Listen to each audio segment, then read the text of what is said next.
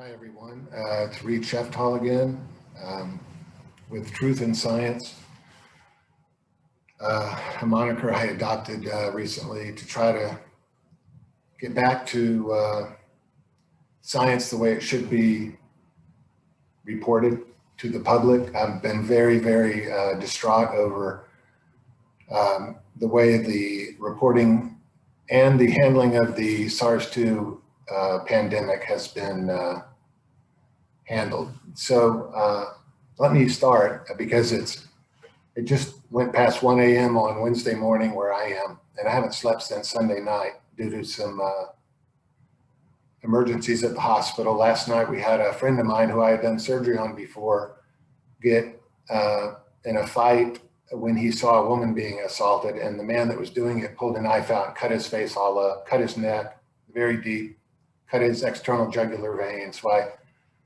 I was just getting off to bed when I got a call, and it took me all night to fix it. And then I had 2 surgeries during the day. So I promised myself I would do this before I went to bed tonight. So I'm going to give it a college try here. It's a little long, but I think that you'll find that it's a very good summary of sort of everything that we've seen with the SARS-2 epidemic. And I hope that I can do it justice because it's become a very important topic to me. So let me start now, and I'll do the best I can. Oops. Okay, I'm having trouble moving the slide. It takes a second to do this. I apologize. I'll be right there with you. Okay, let me see if I can move here. I can. Okay. I always put a bona fides slide in these talks because I was told by a good friend, Bob, to do this, and he's right. People would like to know what your credentials are before you start talking about mathematics or medicine. And I'm a surgeon, like I just talked about, alluded to. By the way, after the second surgery today, or during the second surgery, my bicycle got stolen, adding kind of insult to injury. So wasn't the greatest day, but I did help my friend, and he's okay now. And he has too many girlfriends anyway, so a couple scars on his face aren't going to hurt him. And the surgeries that I did during the day came out great. So I'm real happy about that. Just lost the bicycle. Okay, not a huge deal. I'll get another one tomorrow, I guess. All right. So anyway, these are my mathematics credentials and so forth. And let me skip this stuff this time. You can go back and look at it if you want. The reason I want to skip it is because none of it matters, really. What matters is your argument, not where you went to school or what your name is or anything like that. I'd like to read a quote from Dr. Feynman, who was another MIT guy, undergrad, a Nobel Prize winner who a lot of people are familiar with. So let me read the quote. It's really applicable to so many things that are going on now. First, you guess. If it disagrees with experience, the guess is wrong. And that simple statement is the key to science. It doesn't matter how beautiful your guess is, or how smart you are, or what your name is. If it disagrees with experience, it's wrong. That's all there is to it. So I hope you'll remember that quote as we go through some of these things that a lot of people are accepting as gospel without actually looking at the data, which is a very dangerous thing to do. Okay, let's continue. This is a picture of SARS emerging from a cell after it has replicated itself. Now, this is colorized because SARS is only 100 nanometers in diameter, and the shortest wavelength of visible light is 400 nanometers in size, okay? That means that SARS is invisible. And SARS happens to be a very large coronavirus. It's the largest one we know, but it's invisible because it's too small, okay?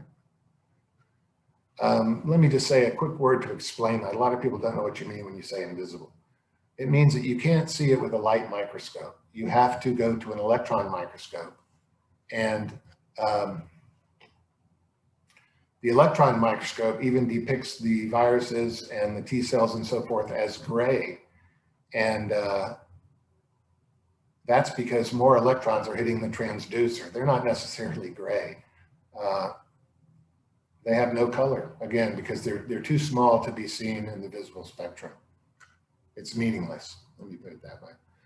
Now, I'm going to talk about a lot of things tonight, and may take a little bit of time, but we'll go through it slow enough to understand what I'm talking about. And if it takes a little long, try to watch this video if you have to in pieces. If not, a night that you wanted to watch a movie, just watch this. I think you'll enjoy it in the way that education is enjoyable. You'll learn a lot of things about a current topic that's very important to you, your family, and so forth. So I'll move along, but I want to go slow enough so that people understand it.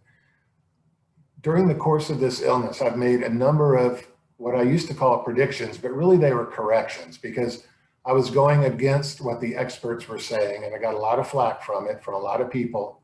I even almost would say I've lost some junior high school friends over this, but it's more important than that as far as the effect on mankind. So some of these were very controversial at first, but all but possibly one, and I'll talk about that, have been proven correct. And this is with all the experts against me. The first was on around mid-March, March 15th, when I claimed that the infection fatality rate would be equal to or less than the flu for this virus. And I don't want to read all of the things now because we'll get to them one by one as I go through. But the first one is my claim that the infection fatality rate was being misquoted by 27 to 70 times too high. Since then, I've been proven correct. So these are the very substantial, let's say, medical organizations that had the infection fatality rate completely wrong. They were generally around the 3 to 4% level, even by the CDC, the WHO, and so forth, and some of the country ministries, health ministries. The Italian health ministry had it at 7%. I was claiming that it was 0.1%. So they are off, in my eyes, between 30 and 70 times, and I've been proven right. Here's the terrible tragedy that came out of that. Well, first, let me tell you how I came up with it, very briefly. I knew from, I'm a surgeon, and I knew from surgical outcomes that the most outstanding surgeon, all the way down to a very mediocre surgeon, is going to have statistics that are fairly close. And I knew there was something wrong when I heard that the Germans were claiming a 3% mortality rate and the Italians a 7% mortality rate. This is very early on. As we know, it went to Europe before it came to the States. So I knew something was wrong at that point, and I suspected that it was selection bias. And I was right about that, it turns out. They were only counting in the denominator people who had symptoms. And all of the modelers missed this, surprisingly.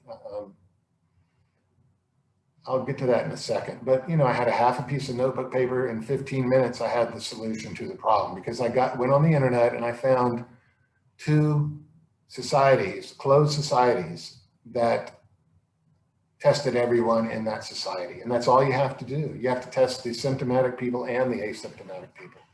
So I found a cruise ship where there were 2,000 some odd people on it, 2,700 or something, and they only had 6 deaths, which was an infection fatality rate of 0.2 something. And then I found a small town in Germany where they had tested every person. And in this small town, the infection fatality rate was even lower. I think it was 0.12. And the reason is because the cruise ship had a unusually large percent of elderly people on it. And that's why their rate was a little bit higher. It was about double what was in the small town. And so I claimed, I think, 0.14% as the infection fatality rate. And now I believe it's 0.1% or even lower, because, you know, there's a lot of problems with death reporting that we'll get to. What happens when you make mistakes like this, unfortunately, is that a cascade of horrible things happen. The modelers and epidemiologists get on television and start scaring everyone. And then the politicians, who really don't understand this stuff at all, institute some horrible policies like lockdowns. And that just caused so much trouble. I don't think the public would have accepted a lockdown if they'd known that that the infection fatality rate was the same as the flu, which it is. So this is a graphic thing I made. I'm fond of doing stuff like this, of the kind of things that can happen. You know, you can get a tiny mistake Actually, it was a substantial mistake, but it appeared as a tiny mistake at first, but it got amplified and amplified like ever increasing dominoes until the leaders made the horrible decision of instituting lockdowns and so forth. And that's what has absolutely destroyed society really this year. It's been horrible. We've had, which I'll get to, a lot of morbidity and mortality arising out of the lockdowns. It's far more than the virus could ever have caused. And I wrote about that on March 15th. I said, this is not benign. This is going to cause so much death and destruction. And it all was true. That's the second correction that I made. And that's before we instituted lockdowns. Okay. Since then, the CDC and others have come around. I think the CDC has it at 0.2% now, down from 4%, which is a factor of 1/20th of what they had it before. And they're still not quite there yet. But look at these survival rates they have now. They published on September 10th. For young people, it's just incredibly rare to die from it. And even a person up to 69 years old has greater than a 99% chance of surviving if they get the disease. If you're over 70, your odds go up substantially, and especially if you have comorbidities, and we're going to talk about that a little bit. So here's a graph of death rate by age, and you can see that in the school-age population, which is a very important population between 5 and 17, the death rate's almost zero. The reason I bring up the school age is because another disastrous policy that was made was to close schools. A lot of people think that was a very good thing to do, but it was a horrible thing to do. It caused all kinds of problems for the parents and for the children. And the way to look at this is to compare it to a typical flu year. And a flu year has far more morbidity and mortality associated with it. So if you want to be consistent, if you want to think of it that way, you should close the schools every year for the flu if you closed them this year for SARS-2.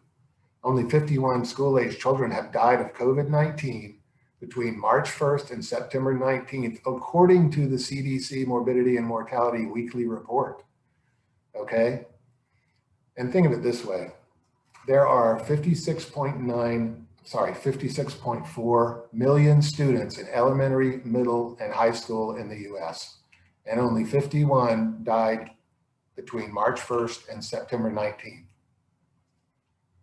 So per population, the chance that a school-age child will die of SARS-2 in 1 year is less than 1 in a million. Think about that. They closed the schools over that. If there were teachers who were in vulnerable populations, either by age or comorbidities, they certainly should not have continued teaching. They should have been paid their salary, but not allowed to come to school because the risk to them might have been too great. They could have been replaced with a younger teacher or a substitute, but you cannot close all the schools over a disease where the chance of dying per population is less than 1 in a million. And here are some statistics to back that up. Every year, more than 200 school-age children in the US, age 5 to 17, die during the 5-month flu season. In 2017, 2018, which is a horrible flu year, admittedly by everyone, 650 children died. This year, in 10 months, 51 school-age children have died, as per the CDC. Also, flu causes much more morbidity than SARS-2 in that age group. Anyone who gets the flu, even a young child, suffers from weakness, fever, and sometimes it gets very, very bad. You know, people die of the flu. That's something that I've had to drill into people. They never thought that happened until this year when the statistics came out. But the flu is not a benign disease at all in a young person. And let me give you some examples. I'm studying thoracic surgery now at my advanced age of 64. And actually I just finished, but and I have to take care of thoracic issues in children in addition to learning how to fix their hearts, okay? So I've had to drain lung abscesses in children that only had the flu. And then, of course, it progressed to pneumonia, and very dangerous. But luckily, they were all successful. But, you know, there's a lot of morbidity associated with the flu that we don't see in SARS-2. So if you close the schools for SARS-2, you must close them every year for the flu, which is ridiculous. So it's just sort of a proof by contradiction that we should not have done this. Okay. A few other issues are that schools are where a lot of things get discovered. You know, child abuse gets discovered usually at school, poor vision. When I was young, I was extremely nearsighted, and I solved the problem by being a nerd and sitting in the front row. But had I sat back with all the cool people, the teacher would have noticed that I couldn't see the blackboard from back there. And maybe I'd have been fitted for glasses. I really didn't get glasses until I was I think in high school. Can't remember. Okay. Also, schools are where children learn to socialize and work together. And that shouldn't be poo-pooed. That's a very important skill to get through your life. Internet teaching has not been very successful. Now, and here's what I'm getting at. There's a lot of people out there that lack medical perspective. Let me give you an example if I have it here. Maybe it's on the next page. So I'll stick to this one.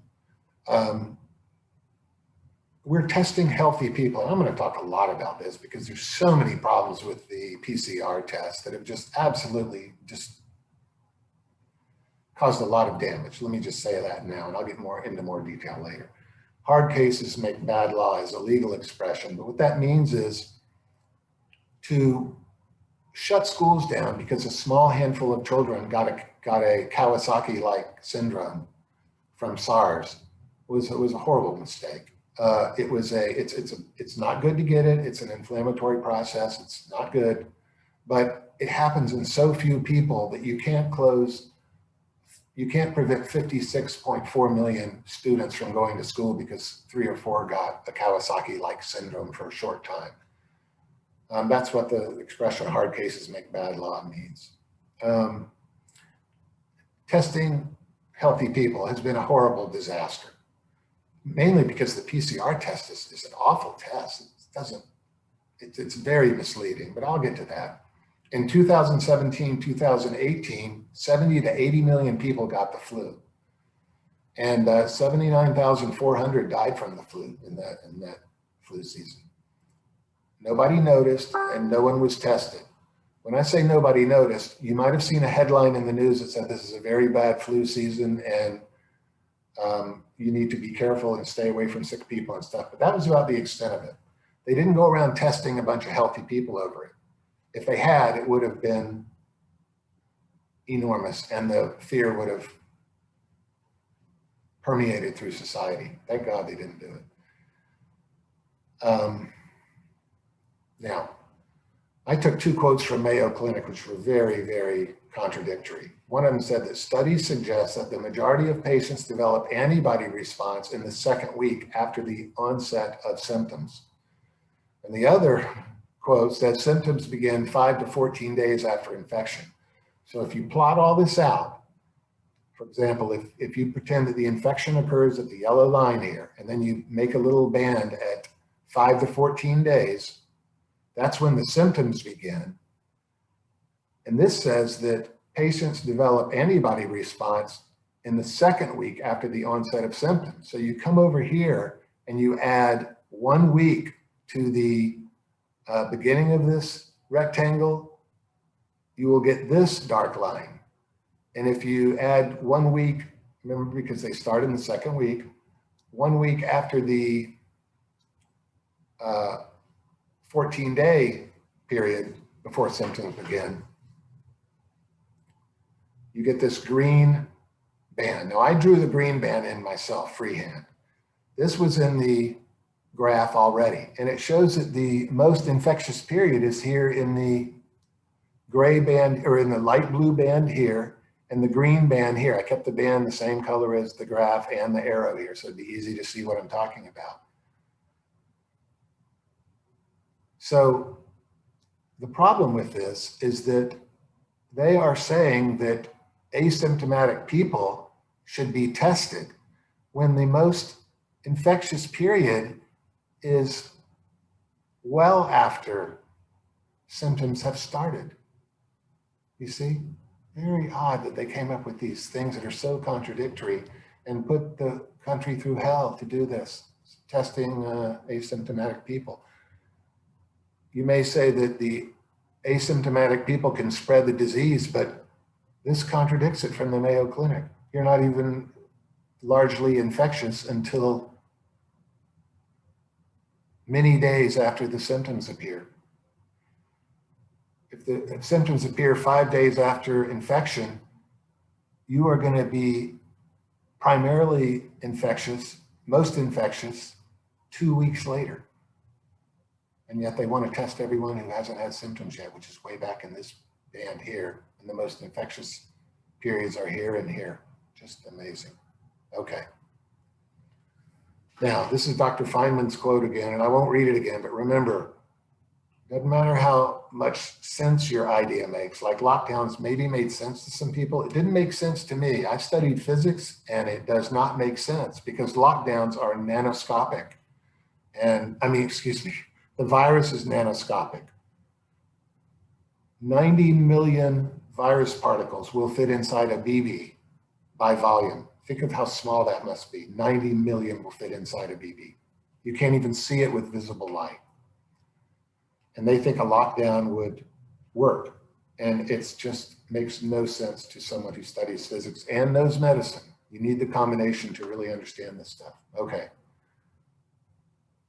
Now, on March 17th, I said lockdowns would be a horrible idea. They hadn't been instituted yet. I said they will not only they will not work, they will cause much more death and destruction, including loss of jobs and medical insurance, loss of life savings, etc., up to and including loss of life. That's a direct quote from what I wrote.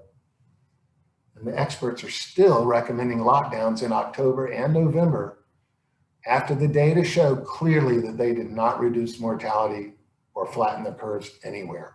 And I'm going to show you some graphs in just a second that prove that. And there have been numerous studies that have come out now. They absolutely didn't do anything. The virus swept through the population as we expect them to do without really any effect from the policies that were instituted to stop it. And think of all the trouble those policies have caused. It's just criminal what has happened. And I will talk about that a lot at the end. I don't understand why the experts did not understand any of this. It really makes you wonder, because these are very distinguished people and they did not seem to understand anything. They were wrong on almost every call. Okay, let me get to that when I get to it. The countries that used no lockdowns produced graphs that are indistinguishable from neighbors that did. And I'm going to talk about this, especially in light of Scandinavia, where people on both sides of the argument now use Sweden to support their argument. And I'm going to explain why one side is wrong.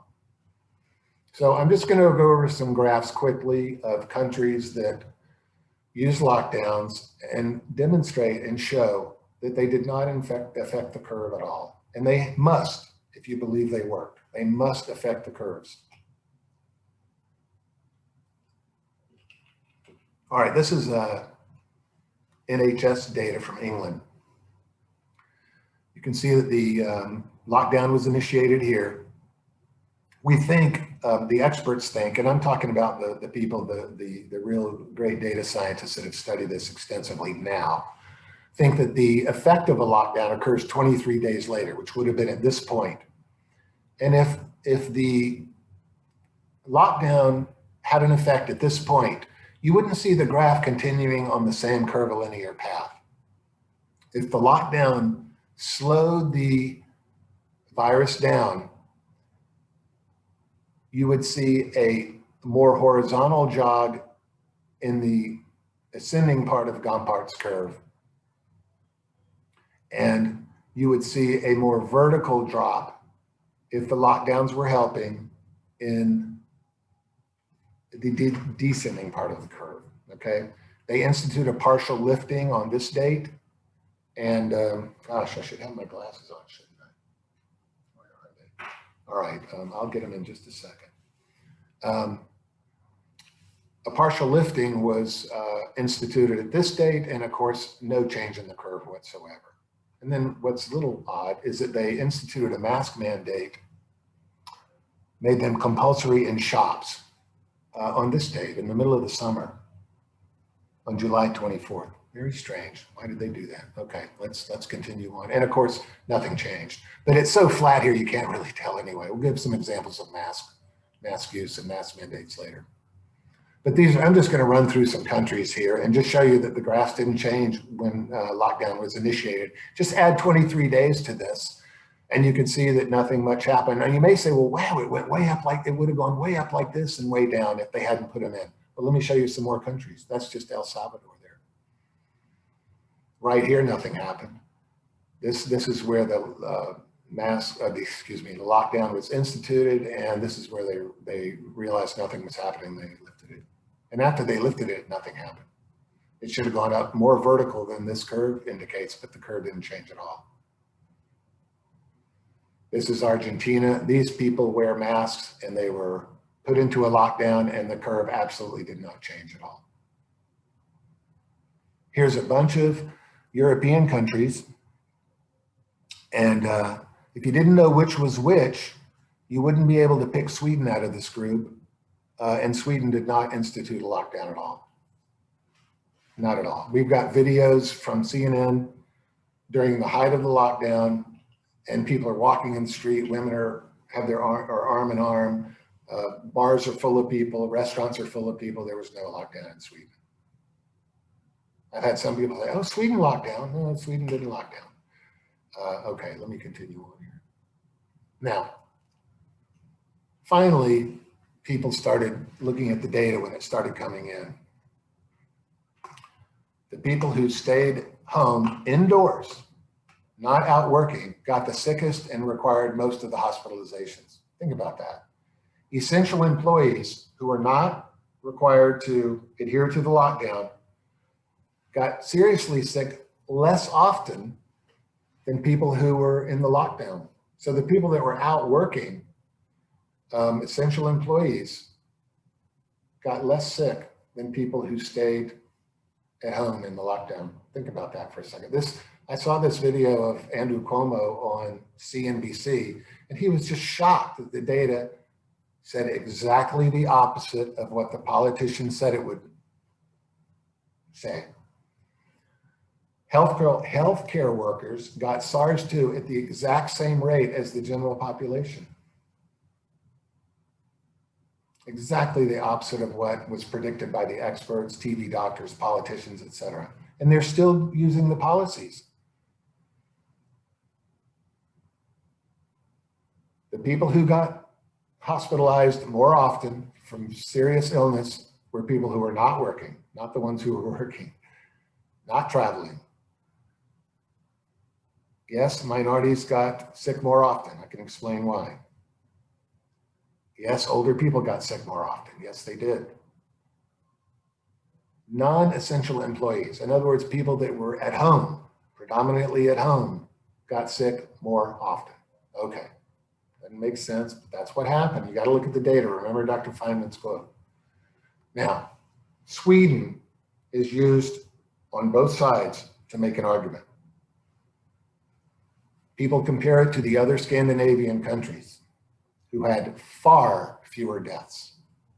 And there's a reason for this, okay? We're talking on the order of 10 times as many deaths. So a lot of people say Sweden didn't do a lockdown and that's why they had more deaths, okay? This is deaths per 100,000. So it's been corrected for population. I did all the quotients there. Here's why it happened though. A lot of people don't understand this, but there's a reason for it. Okay, I've summarized it on this chart here. Sweden had a very, very mild flu season the 2 years before SARS came. So compared to Norway, Finland, and Denmark. So a lot of people that would have sadly passed away the years before from a normal flu season, which Norway, Finland, and Denmark did have,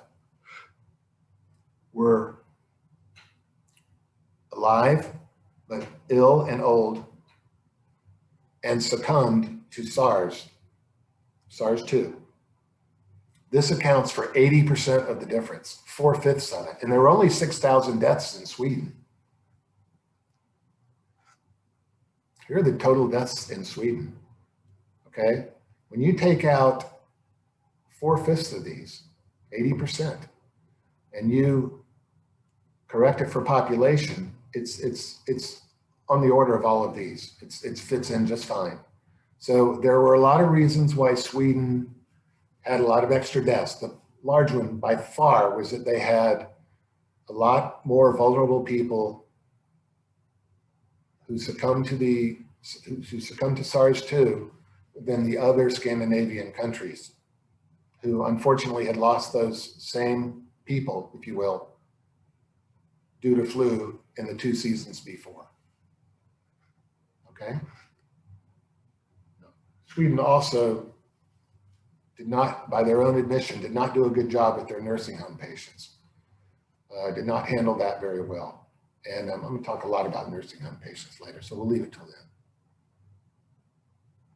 Now, you might say, well, lockdowns were terrible and everyone was, had a lot of psychological problems with it and lost money, but money's not everything and so forth. But here's some medical consequences of the lockdown, which are just devastating when you think about this.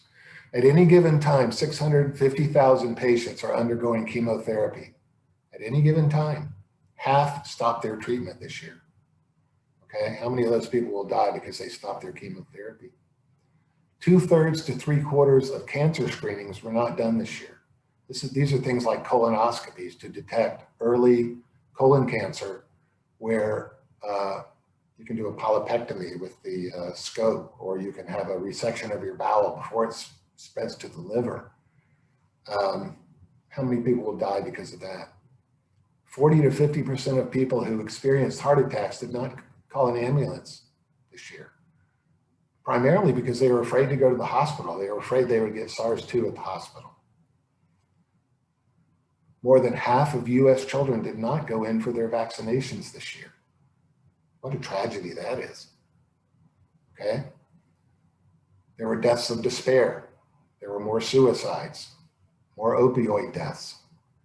Alcohol-related deaths went up. These things happen when people lose their jobs, and to a lot of people, their job is their identity, okay? And also just the loneliness of not being around other people for a lot of people that lived alone and had to stay indoors the whole time. ER visits for child abuse were up 35%, okay? That correlates with lack of work and alcoholism also, and especially in the lower socioeconomic groups. And some of these children, before they had serious child abuse, we're talking about spiral fractures and some really severe signs of abuse, they would have been picked up at school when the abuse started. And that's another tragedy for closing the schools down. Non-emergency surgery was discontinued during the lockdown. Now, they're not talking about cosmetic surgery here. They're talking about any kind of non-emergency surgery. If someone needs a hip replacement and they can't get a hip replacement and they live with the pain, they get addicted to opioids sometimes and end up dying from it. These kind of things happen. Now, when the lockdowns were lifted, hospitals were overwhelmed. And this is one of the reasons that the ICUs are full now, or so they say. I'll get to that also in a second. All of this fits together. It's amazing when you see what the damage was done and all the fallout that occurred because of it. Okay. Suspicious breast lumps were not and are not being biopsied, because when people lose their jobs, when a woman loses her job, she frequently loses her health insurance, and putting food on the table for her children is more important than checking out a breast lump that she's going to have to pay cash to have it worked up. So breast lumps are not being biopsied. And I can tell you, breast cancer is an extremely easy disease to cure if it's caught early, and it is a very, very difficult disease to cure. It's a very low 5-year survival rate if it is already spread. So ladies, check those breast lumps. As soon as you feel something unusual, get in and see the doctor. If you can't afford it, go see a doctor. Tell them up front that you cannot afford it. It's happened to me many times this year. I say, don't worry about it. If you get some money down the road, you can bring me some, but don't worry about it. We're going to work it up and do it the same way. A lot of doctors feel the same way about that. So just tell the doctor the honest truth that you don't have any money, and he'll take care of you anyway, I promise. All right. Cardiovascular disease was and is being ignored. People who have trouble with high blood pressure could not afford to go pay $200 and see the doctor to change their blood pressure meds, which they've become tolerant to, and their blood pressure has crept up. Same with diabetes. You frequently have to change these medications because you become tolerant to them. Okay. Again, herniated discs and other painful conditions were left untreated. You get opioid addiction and you get death from that. Let's talk about the economic consequences. Again, life is more important than money. As a matter of fact, when I first started making these quotes about, writing these posts about how the lockdowns were expensive, not only in monetary terms, but in life terms, morbidity and mortality. People accuse me of putting money above people, and I would always say, believe me, I'm not comparing money to lives, I'm comparing lives to lives. And let me explain why that's true. 265 million people worldwide are facing acute food shortages. That's from the World Food Program. That's 265 million people, okay? 100 million additional people have fallen into the extreme poverty category, living on less than $1 a day. That's from the World Bank. These are direct quotes from these very substantial organizations. The World Health Organization estimates that 140 million people will starve to death because of the economic fallout secondary to lockdowns. That was stated in September. 140 million people will starve to death because of the economic fallout. So this just is not only about money, ladies and gentlemen. This is about morbidity and mortality, and it's very sad because these are the most vulnerable and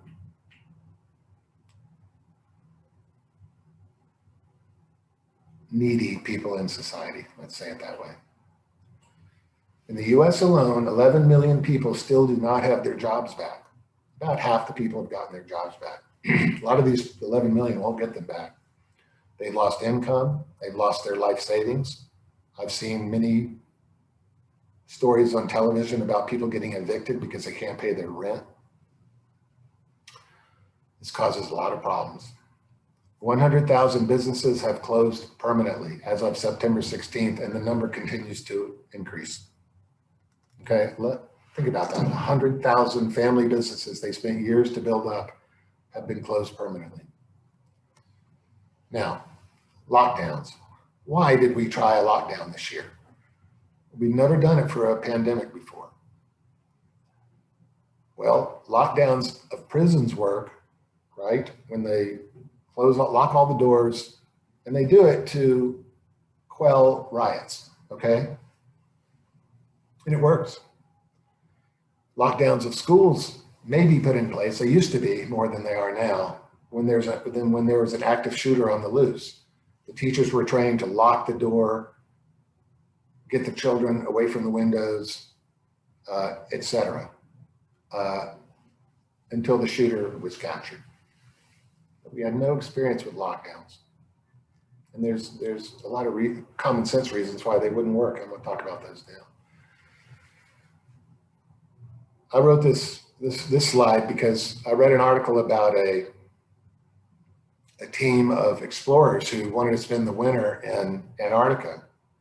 And they were tested extensively for infectious diseases, of course, before they left.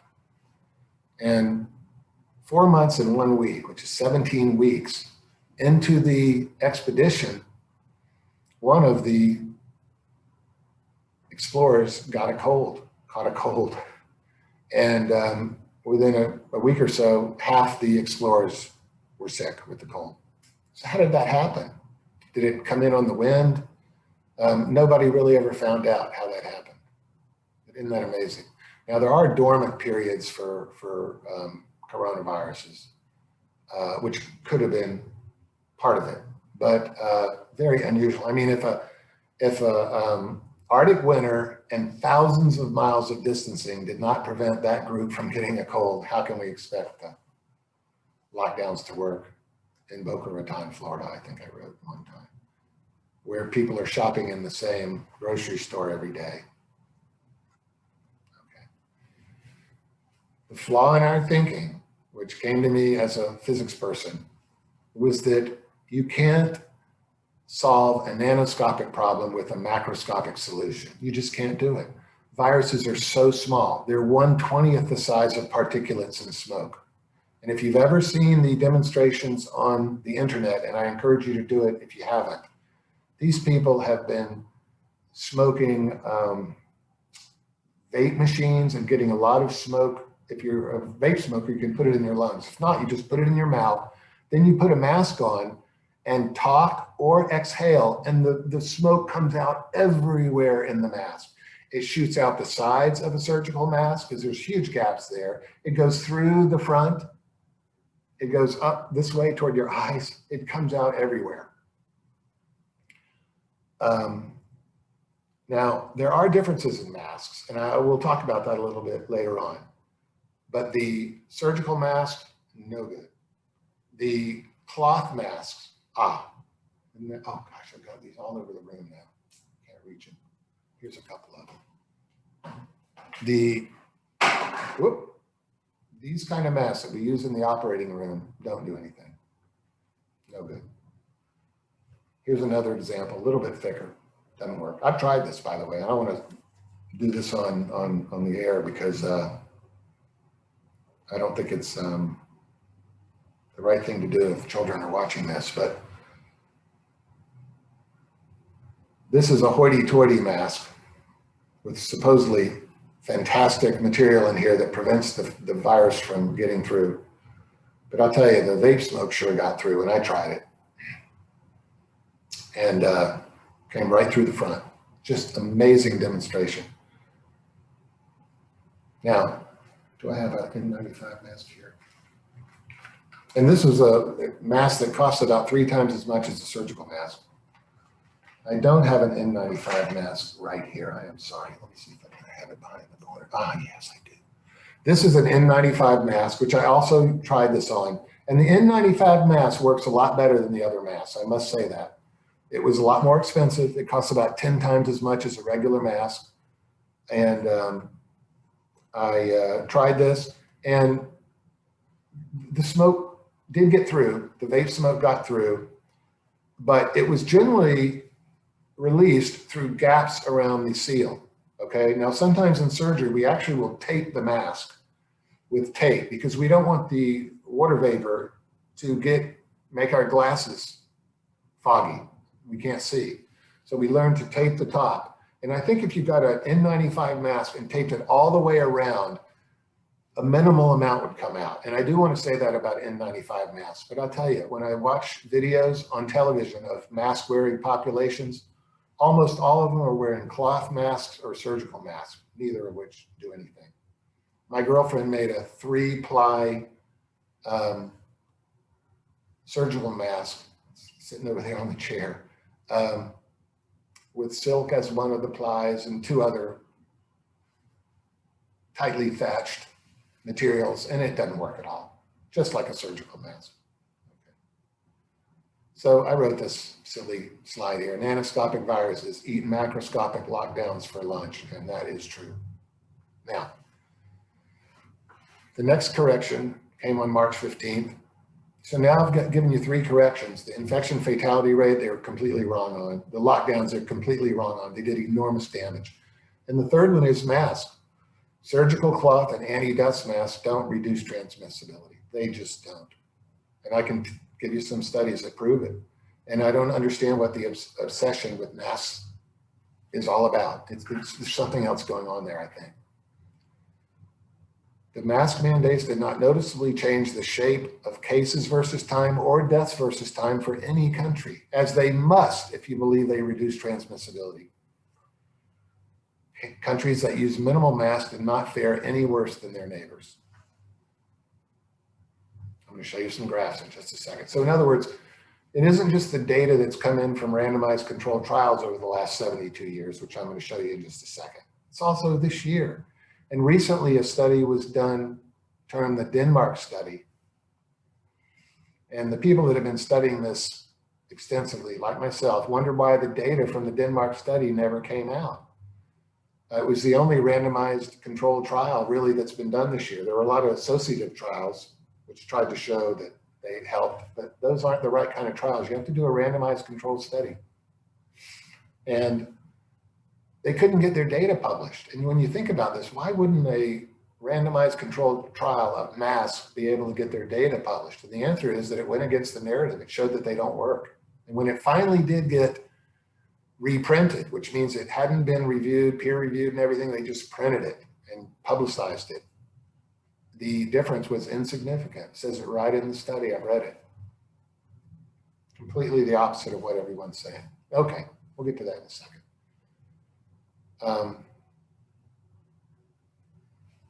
Some really damaging stuff has been done too. When you tell people that masks prevent the spread of the virus, you're doing a terrible disservice to people. They think they're protected by masks. Listen, I wanted masks to work just like everybody else because I wanted something to help. But I've got to be true about this, be honest, and tell you that the studies show that they do not work. And I'm going to read some of them to you in a second. This became mass hysteria in the population. People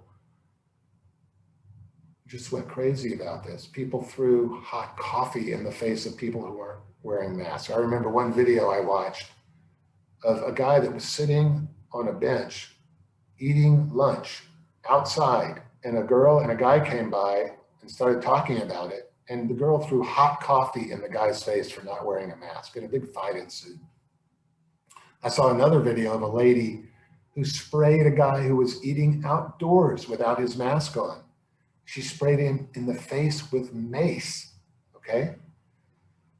Some jurisdictions were fining people for not wearing masks outdoors. Just incredible. Okay. Now, the experts still think we should be wearing masks. They think we should have mask mandates. The CDC director, you may have seen the video. If you haven't, here it is. Stop this thing and look at it later. He said that his mask, and he's holding a surgical mask, this kind of mask that doesn't really do anything.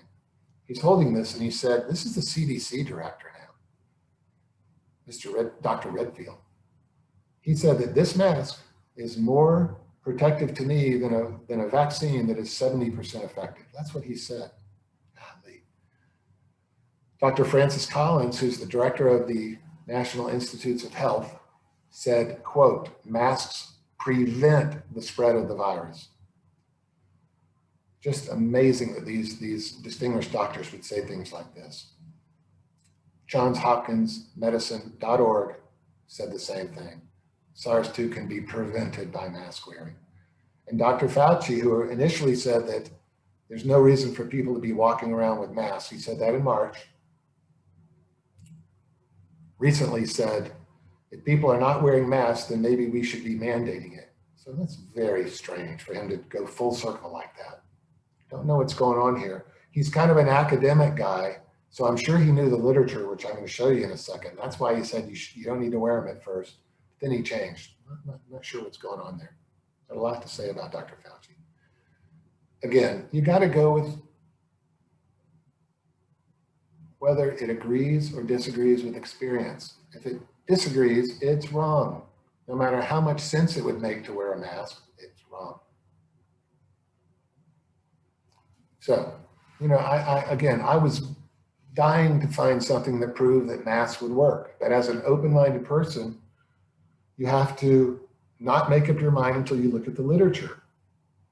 And the literature says over 72 years of randomized controlled trials, there's no evidence that they work at all. And this is from the National Institute of Health study that I got out of the US National Library of Medicine. And let me just read a couple of these quotes to you, because it really kind of explains that they were surprised by the results too. Number one, although mechanistic studies support the potential effect of hand hygiene or face masks, in other words, it makes sense, and mechanistic studies were done. We're talking about the things that everyone's seen where a person talks with no mask on and you see the material released from their breath and so forth. And then they put a mask on and there's hardly any material that's released. And it goes out the side and up a little bit. It's sort of in a different profile. So you'd think maybe masks are really going to reduce the transmission here. It looks like they do. So that's a mechanistic study that supported potential effect of a face mask. So let me continue with the quote from the paper.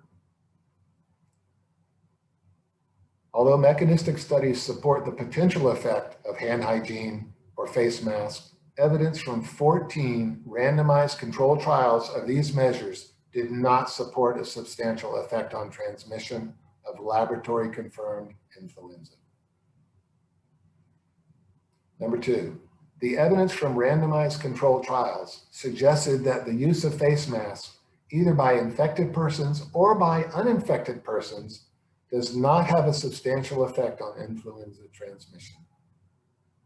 Number three, in our systematic review, we identified 10 randomized controlled trials that reported estimates of the effectiveness of face masks in reducing laboratory confirmed influenza virus infections in the community from literature published during 1946 to 2018. In pooled analysis, we found no significant reduction in influenza transmission with the use of face masks. All right. So there you go. These are studies that were done properly. These aren't associative studies. These are randomized controlled trials. Why don't masks reduce transmission? Now, it's the same reason lockdowns don't work. You cannot fix a nanoscopic problem with a macroscopic solution. Can't work. The virus is too small and it floats on the wind. So when two people are talking a number of feet from each other with masks on, the cloud of, and think of the smoke again if you want, but the cloud of virus just emanates from them until there's a huge cloud around them. And it stays on the wind, if you will, for 18 to 30 feet. And they're talking about getting 6 feet from each other. So, obviously they're not going to work. Okay, things that won't work, lockdowns don't work, masks don't work. Hitting the virus with a hammer doesn't work.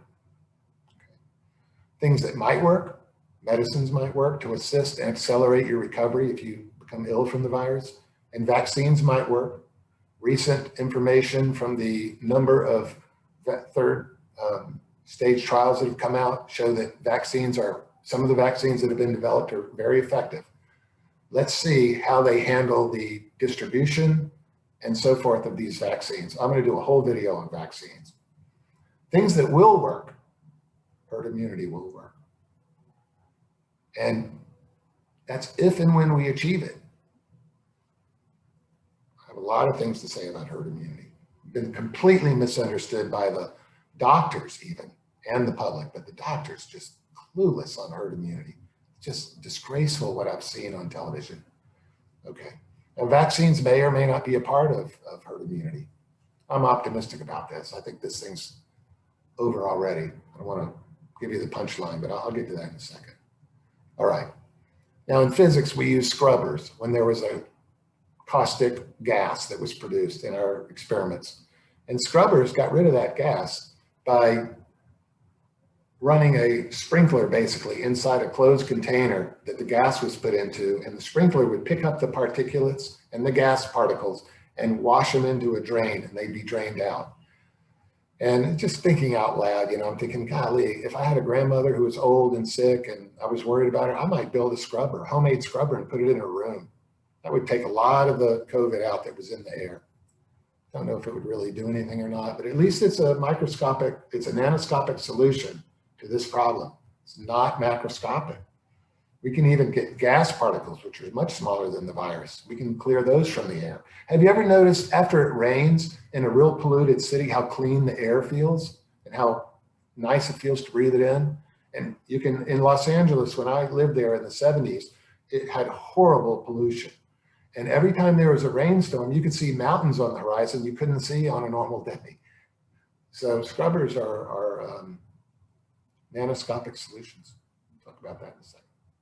All right, so what causes you to do poorly with this disease? Having metabolic diseases causes you to do poorly. Smoking, having COPD or asthma.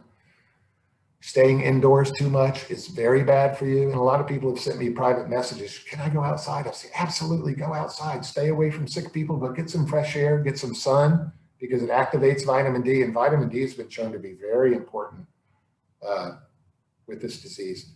Being obese is really a horrible risk factor for this disease. You just have to, the smartest thing you can do is not wear a mask, but just lose a lot of weight if you can.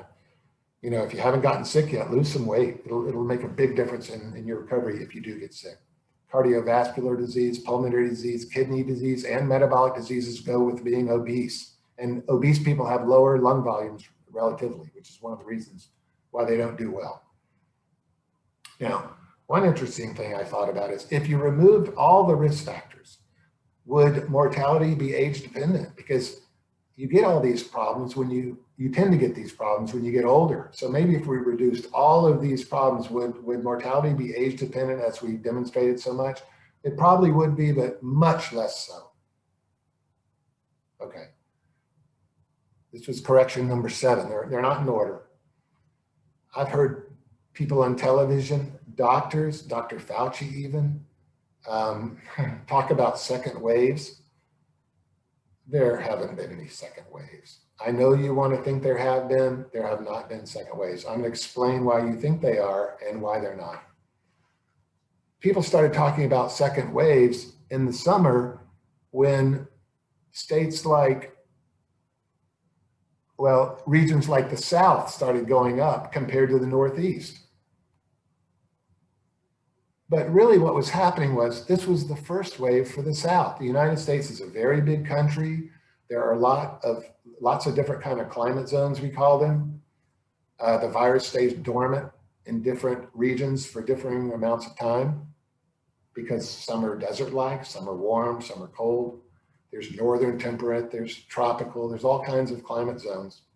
And you wouldn't expect the virus to attack all of those zones at the same time. The United States is just too big. Now, Europe is different. Europe is much narrower and smaller than the United States as far as the type of zones that it has. So it's much more like the Northeast United States. And that's why they had their problems about at the same time as the Northeast US did. Now, look at this for a second. This was not the first wave and this the second, and then in the Midwest, the third. This was the first wave for all 3 regions, okay? And I predicted this, I said that's what's gonna happen, and it's happening before our eyes right now. I'll get to the slight difference because we're coming into the fall season and the virus is very seasonal, and I'll talk about that in a second. Now, a lot of people say, no, you're wrong. The flu pandemic of 1918 clearly had different waves associated with it. It even had 3 waves. And I'll tell you, I've looked at this quite a bit, or thought about it. I haven't really looked at it more than this graph and one article I read about it. But if you actually look at what happened here,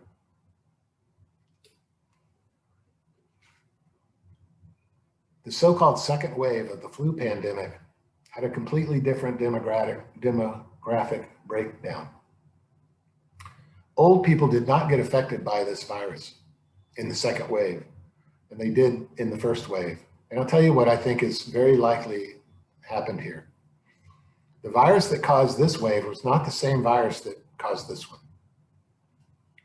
There was a horrible virus that occurred in 1870. And a lot of people think, or a lot of people that have looked into this, let me say it that way, I wouldn't say a lot of people, but a lot of scientific, mathematical type people have looked into this and found that because of this demographic change to younger people in the second peak here, that this might have been a recurrence of a virus that happened in 1870. And the people that were very old in 1918, remember that's only 50 years later, were immune to getting sick from the second wave because they already had immunity in place, which we're going to talk about hugely in just a minute. But they had survived the 1870 illness and still had clonal expansion of T cells and B cells that protected them from wave 2. Okay, just a theory. I've also read an article, and I hope I still have it here. No, do I? No, I took it out for some reason. Okay, let me go back. Maybe it'll show up later. I rearranged the order of these. But I read an article, and Dr. Fauci was quoted talking about the article because it came from the National Institute of Health, and it said that most people died in the 1919 flu pandemic, not from the flu, but from pneumonia. Oh no, I do have it in here when I'm talking about immunology. Great, I'll show it to you then. But people died of pneumonia because the virus had damaged the barrier immunity in the bronchi and nasopharynx, and that allowed the bacteria, I'm talking about bacterial pneumonia now, the bacteria were able to get in and infect the lungs and kill the host. And that is amazing when you think about it, that most people did not die of the flu in all these large peaks here. That and the 1870 explanation convinces me that this was not a second wave either. This is all wrong, I think. I can't prove it though, and I don't like to say things I can't prove. All right. I would like to spend 6 hours talking about this PCR test because it is a horrible test for the use that it's being employed for. First of all, you can't use cases to follow a pandemic, and there's a lot of reasons for that. The most important reason is the PCR test limitations. Think about what this test is really testing. Is it testing for the virus? No. It's testing for a fragment of RNA. So what it does is it finds a little piece of RNA that's in the back of your nasopharynx when you get the swab test, right? When the swab is put in your nose and it feels horrible, or maybe through your mouth and it hits your tonsils. So it's looking for a molecule. It's looking for an antigen. It's looking for messenger RNA. It is not an antibody test, okay? It's a molecular test. And by this brilliant process that won someone a Nobel Prize, the polymerase chain reaction test, we can amplify a tiny piece of RNA that is found in your nasopharynx into a large enough number of the same thing, okay, from a chain reaction in order to detect it. It's not detectable at first. You may have to go through, you can go through 25 cycles and you can't detect it. You can make 1 billion copies of this thing and you still can't detect it. But you get up to a very large number, whatever it takes, and you can detect it. And then you're calling that a new case? The people on TV are saying there were so many new cases today. Wow. But I can tell you right now that if you had this virus 4 months ago and did not have any symptoms, you still have lots of messenger RNA fragments in the mucus in your nasopharynx that will be detected by this test, not one fragment, but it gets amplified. That one piece gets amplified 1 trillion times, okay? Excuse me. 1,000 billion times. Like I say, it could be from someone who got infected months ago, recovered, didn't even know they had the disease, and now they're saying it's a new case that's discovered. This is the problem with testing asymptomatic people and saying that it's a new case. Very misleading. Really, it's disgraceful. It's so false to tell the public that the virus is spreading terribly and everyone's getting sick and so forth. This is why you cannot use cases to follow a pandemic. Now, I have a lot to say about this. because this is not only a problem in the case-demic, if you want to call it that, a term coined, as far as I know, by my friend Ivor Cummins. This test is used when a person comes into the hospital, may have a respiratory disease like the flu or something else. We've all heard about the broken legs that have been attributed to SARS-2, COVID. People that come into the hospital get this test, and if it's positive after all this amplification, and they die, and they could die of a lot of different things, heart failure, renal disease, yes, respiratory diseases, and so forth, it gets counted as a SARS-2 death, because this crazy test is going to show up positive if there's any RNA fragments in the mucus of the nasopharynx. Okay? See how misleading that is? You can't die of a disease that you recovered from 4 months ago without symptoms. And this really bothers me because it has thrown off our death count, our hospitalization count. It's clearly not a test for new cases. So I made up my own little quote here. I said, you can take a completely meaningless little fragment and amplify it into the end of the world. And that's what they're doing. And it's disgraceful. Okay. So that's my little demonstration of what reverse transcriptase is, what the PCR test is, what a chain reaction does as far as amplification is concerned, and what transcription and translation are. Translation, again, is taking RNA and making proteins from it. Transcription is taking DNA and making RNA from it.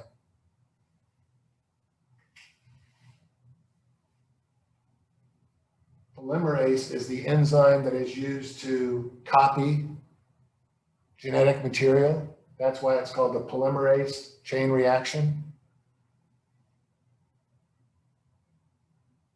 And let me just show this to the camera. And then if you want to stop it and look at it again, you're welcome to do that. Let me see if I can fit it on there. Oh, there we go. So there it is, people. Let me try to get back so we get it all on there. So just if you want to stop it there and look at it, you can. It's fairly simple biology, but that's what it is. And it's very misleading. And it's really the crux of the panic that's occurring now.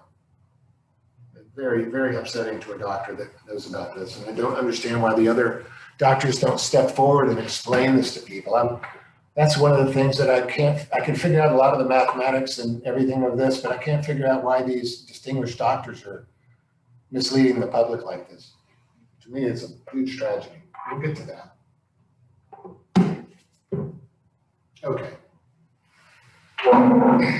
So you have to follow the deaths only to measure the status of a pandemic, but you have to take this into consideration too. Some of those deaths are with old COVID test only positives, if you know what I mean. I don't want to call them false positives because the test is looking for messenger RNA and it's finding it after amplification. But the reason I know that I'm right about this is when you find a person with a false test, there's a way to see if they have active COVID disease, and that's to culture the mucus to see if any virus grows out of it. And virus isn't growing out of any of these things when you get to high amplifications, where it's necessary to amplify it many times, the virus doesn't even grow anymore. And you could make a graph of what percent of the specimens are growing virus. Okay, so it's easy to verify what I'm saying. The other problem is you've got these people dying. You're saying it's because of COVID, because they had a positive PCR test, which must mean a new case, which is all wrong. But the only thing they're doing is finding a piece of messenger RNA, which is in there after the viruses are all broken up and the viruses aren't living anymore. See the problem? Isn't that horrible? So the death counts are way overblown because of this problem.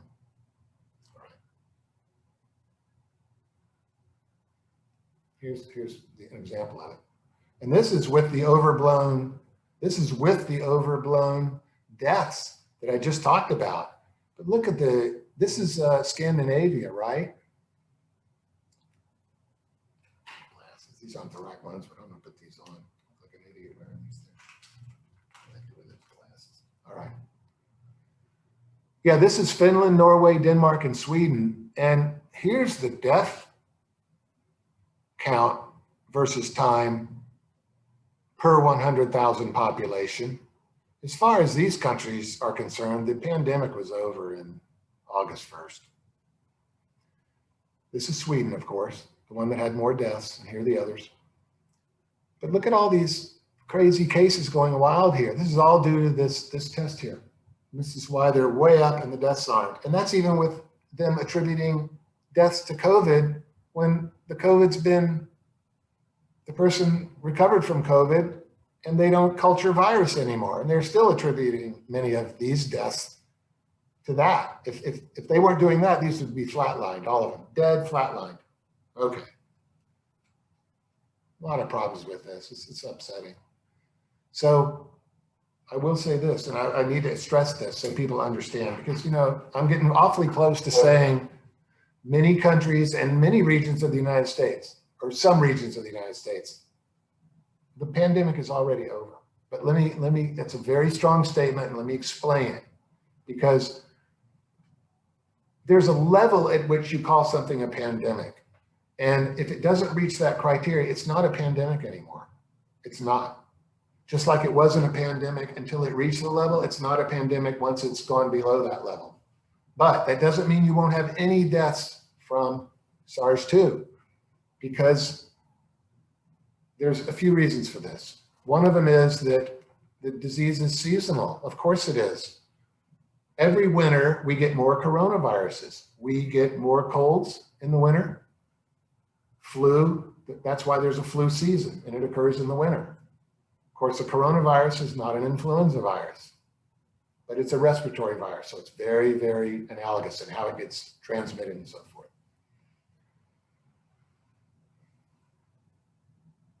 And we also have to remember that we must be very careful about assigning deaths that happen because of SARS-2, not just with SARS-2, especially in light of people who don't even have with SARS-2. They have old messenger RNA fragments in their nasopharynx, which got swabbed out, they don't culture at all, they don't grow. You can't infect anyone with it and it can't hurt you, but it shows up as a positive PCR test. That's not even with SARS, is it? SARS is long gone. It's just a little piece of molecule in the mucus in your nasopharynx. But people that really and truly die of SARS-2 definitely are going to have a little response in the wintertime, just like every other respiratory disease. Now, there's been a lot of controversy about this. There are a lot of monetary incentives to attribute the withs or the positive PCR tests to the death figures. Now, I don't want to accuse any specific group of people of doing this. And frankly, I don't think the doctors do it except in extremely rare cases that are so rare that you can just forget about it. But I do think the hospitals do it. I do think that they try to beef up their COVID numbers because the monetary incentives are enormous. If someone dies with a COVID primary diagnosis, they get $13,000 extra from Medicare. I don't know about Medicaid, but it's probably the same. Don't know. They get $38,000 extra if the person was put on a respirator. Okay. Now, you may say, "Oh, there's no way they could do that." And there were a bunch of people on CNN that said this could never happen, and then they would interview doctors, and the doctors would say, "Oh, that's a terrible insult to me. I'm risking my life to do this." And I kind of understand what the doctors are saying because I really don't think the doctors are doing it. But I do think the hospitals do it, and in particular, the billers for the hospitals do it because they get a percentage of how much is billed, and it's significant. Okay, just bear with me for just a second. Here's a little bit of a anecdotal story that sort of tells you what goes on in the world of medical billing. You may have heard about this in the news, but a doctor got a COVID test somewhere. It was at a little walk-in doc in the box kind of a place, an urgent care center. And the insurance company charged over $10,000 just for the test. The insurance company charged that. I'm sorry. The urgent care center charged the insurance company that, because that insurance company had said, in an act of good faith, I think, that they're going to pay the full price on any test that anyone wants to get that has their insurance. Maybe it wasn't good faith. Maybe they wanted to sell more policies. But the urgent care center knew about this, and they charged him $10,000 to do that test on the doctor. But he looked at his bill when it came in, and he saw that, and he was very upset about it. It made national news. So it's a little disingenuous to think that no one is overbilling for this stuff, okay? Because clearly they were in the case of doing that test for over $10,000. Okay. Now, this video that I've got here, if it's the right one, I've got a lot of them, is from a director of medical public health or something in Illinois. I forgot what her exact title is. She's talking about, in the video, and I've showed this on my Facebook feed a lot, she's saying that even when there was a clear alternate cause of death, if the patient tested positive for COVID, they assign that death to COVID. She says it in black and white as directly as I just said it. And I urge you to watch that video. Even people that are in hospice care and have been told they have a week to live because of cancer, if they get a positive COVID test, they get assigned death by COVID. And I'll tell you, with all the monetary incentives and all the political incentives for doing this, possibly to make President Trump look bad, I don't want to get too political in this, a lot of that was done. Let me just say it that way. So the death figures are enormously inflated. I've even heard people on TV say that they're lower than they should be. No, they're much higher than they should be. Every time there's a PCR test with a fragment of RNA and someone dies of almost anything that could possibly be related. And we've even heard about the motor vehicle accidents. And I'm going to talk about that in a second. So these deaths are way inflated, okay? When we talk about 226,000 deaths so far, I'm going to show you a little calculation I did in a minute. It's going to blow your mind. You're probably not going to agree with it. All right. Now, about a month ago, maybe a little more now, there was a statement that only 6% of the people who died with COVID had COVID as their only diagnosis. Only 6% of the people. And of course, that doesn't mean that you take 6% of the current count and say that that's what the real number is. Because it's possible that people could have even dementia, right? And get COVID and have COVID be the reason for death. That's possible. So we didn't want to just take 6% and say those are the only ones that have really died of COVID. That wouldn't be fair or accurate or anything.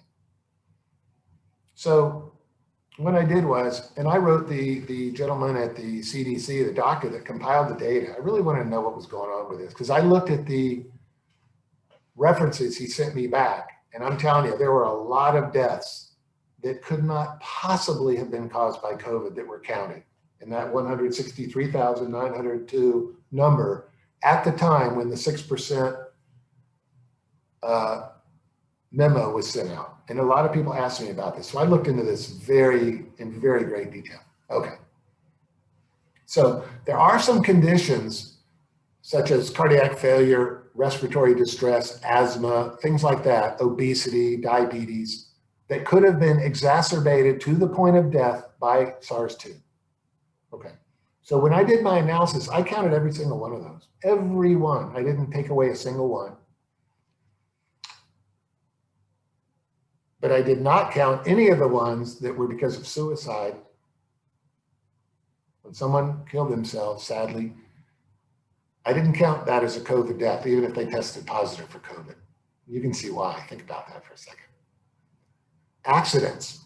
motor vehicle, or falling off a ladder, trying to clean your gutter.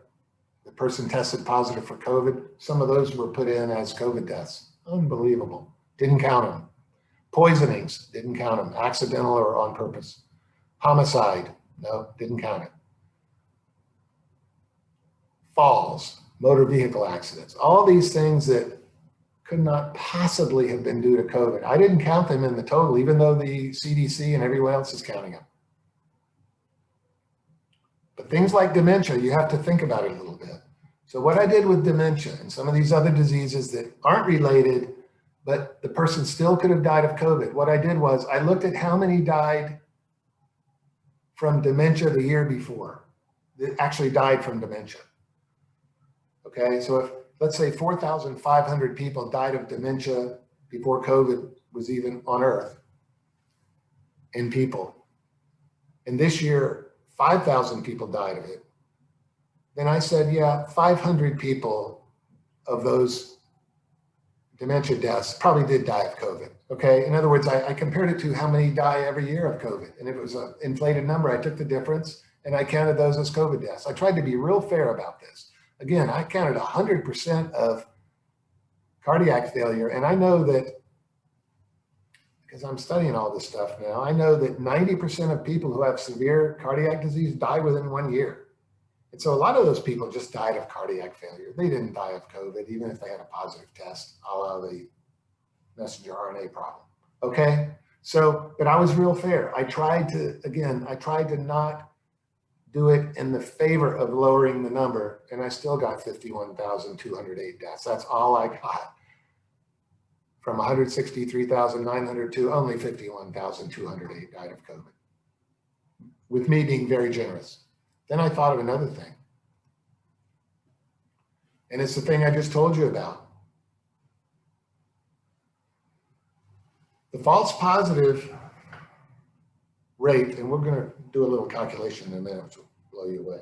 False positive rate of COVID, of the PCR test, is measured between 1% and 8%, all over the place. But a consensus is about 5%, okay? And that's just a regular false positive. You know, somebody screwed up in the test and it came out positive and it shouldn't have. Because, you know, any kind of RNA test is very specific. So, you know, you'd almost think that it would be close to zero, but I'll tell you, there's a lot of untrained people doing the testing these days and they make a lot of mistakes. They've had to, because there's so much testing going on. They've had to get people who have no background in it at all to work in laboratories to do these tests. So if you assume another 5% are being reported as positive that aren't positive, in other words, false positives, you apply that to my reasoning before, the real number of deaths is 90% of 51,208, or 46,000. This is back when they reported 169,000, is that it? 163,902 deaths. Only 46,000 and change were from COVID, from that analysis. And I know people aren't going to agree with that. They're going to say, this is ridiculous.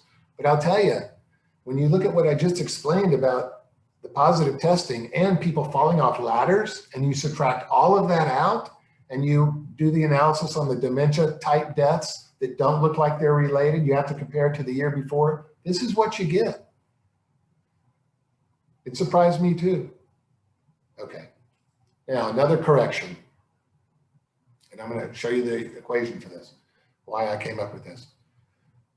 Johns Hopkins has the total number of deaths, when I did this analysis, at 46 million exposed in the United States.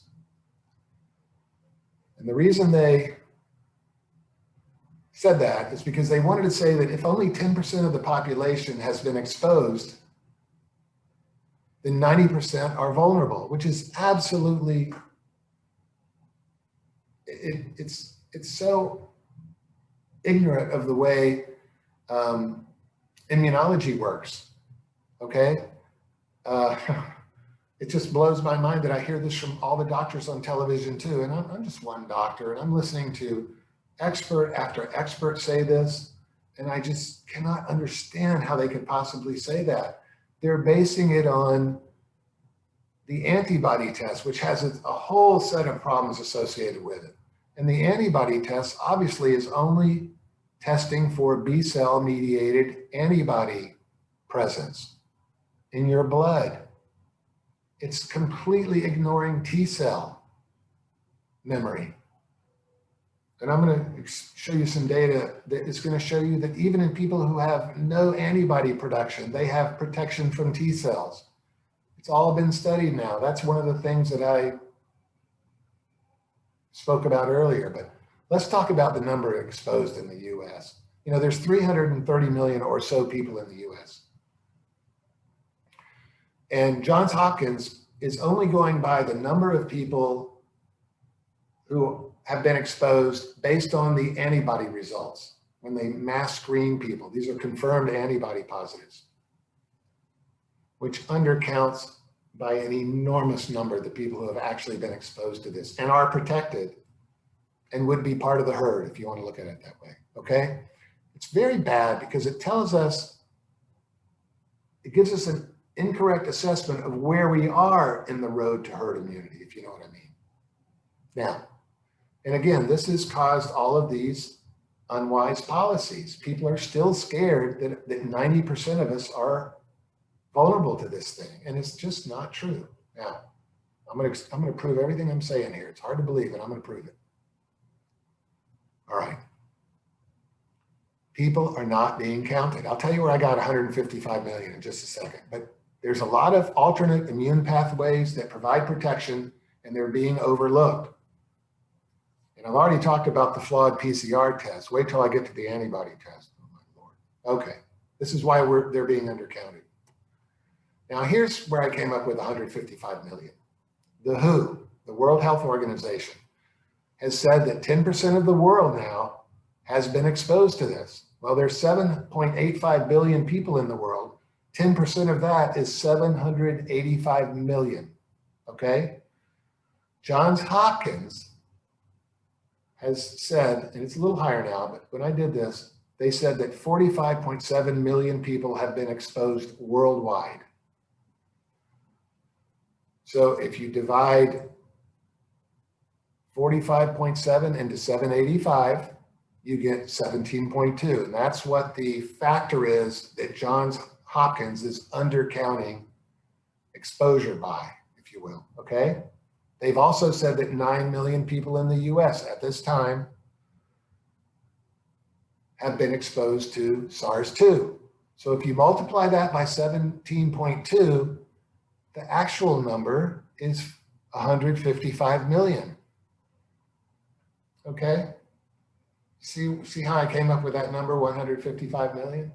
Stop the video if you didn't follow that and look at it. It makes a lot of sense. It's just simple arithmetic. Now I'm going to explain why Johns Hopkins is so far off. First, some background, and I'm going to tell you a little bit about the science behind this. If this is going to turn you off to the explanation, please just forward the video up until you see me stop talking about this and jump back in. But a lot of people are interested in this. I'm going to go pretty fast. So here's a schematic diagram of the virus, and you can see the RNA in there, and these are the N proteins that hold it together for stability reasons, okay, make it stable. You've got the spike proteins here, okay? You've got the, let me get back to my glasses here, okay, let's see what I'm talking about. You've got the M proteins here in purple. The M proteins, have you ever wondered why the virus is a certain size? Think about that. The virus could be this big, it could be this big. Why is it a certain size? Well, the M proteins determine the size by giving the lipid membrane a radius of curvature, okay?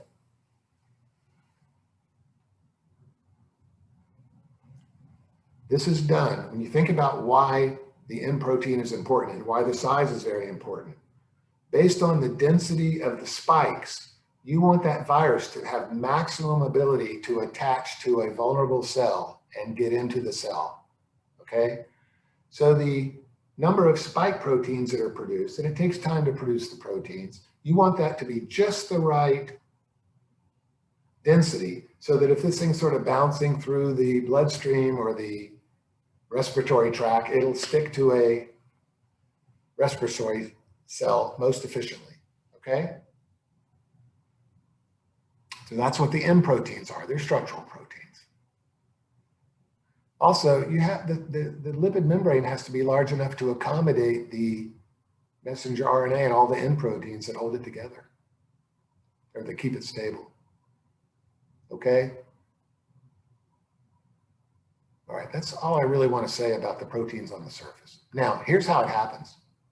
By the way, nasal cells, bronchi, lung cells, even intestinal cells can allow this virus to get into your body, okay? That's true with common cold coronaviruses also, and that's why sometimes you get gastroenteritis after you've had a cold. You ever notice that? Okay. So here's the spike protein here. And it interacts with two proteins on the surface of, in this case, a lung cell. Could be an intestinal cell, could be a bronchi cell, whatever. The ACE2 receptor and the protease here, which has a long name with a bunch of numbers and letters in it, have to be present on the cell to interact with the spike protein. And by the way, the reason we know what cells are, this work was done at MIT actually, the reason we know what cells are being used to enter the human body by the virus is because we look at the expression and the activity in a database of cells that have these two receptors on them. So if we find lung cells that have the two receptors and they're being expressed a lot, the genes are being expressed a lot for those proteins through translation, like I explained before, then those are the cells that the virus is using to get in with, okay, through. Now, once that happens, the protease cleaves part of the spike protein off, and this allows the fusion machinery to come out and attach to the target cell. And then the fusion machinery contracts, which pulls the cells close to each other. Cells don't normally get real close to each other because cell membranes are all negatively charged. And so they tend not to be able to get close together. But when these arms of the fusion machinery get released with because the protease cleaved off part of the spike protein, it allows the virus particle to pull itself into the cell. Then the cell membranes will fuse, okay, and make an opening for the messenger RNA to come into the cell, okay? That's how it gets in. Now, look up here for a second in the upper left-hand corner. So the messenger RNA is coming in, and there's a ribosome. You saw my drawing of a ribosome before. Is it still up there? No, I've erased it. Okay, and that ribosome makes proteins. See, it says virus proteins. When the virus RNA interacts with it, and it's like almost like a thing that runs down a zipper, kind of, and the proteins come out of it, like two sides of a zipper. One's coming out, one's going in. Okay. Now the first protein that it's going to make is a polymerase. It's a viral polymerase because the polymerase is necessary to replicate the genetic material. So that'd be the first one you would want to make, right? Because you want to start replicating the messenger RNA or the RNA as fast as you can, okay? Now these are, you also want to make everything, of course. The virus hijacks the replication machinery of the cell. And you want to make these non-structural proteins. These become very important later in immunity, and I'll just tell you what they do. They take over, they hijack the endoplasmic reticulum, which is what this big thing is. And this is what's used to package the genetic material of the virus into new vesicles, which are going to get, these are double membrane vesicles here, as you can see, which are going to fuse, these vesicles are going to fuse with the cell membrane on the way out and release the virus particles. Like the very first picture I showed you, where the viruses were orange coming out of the cell, that was a colorized version of this, but it was a real picture. It was an electron micrograph.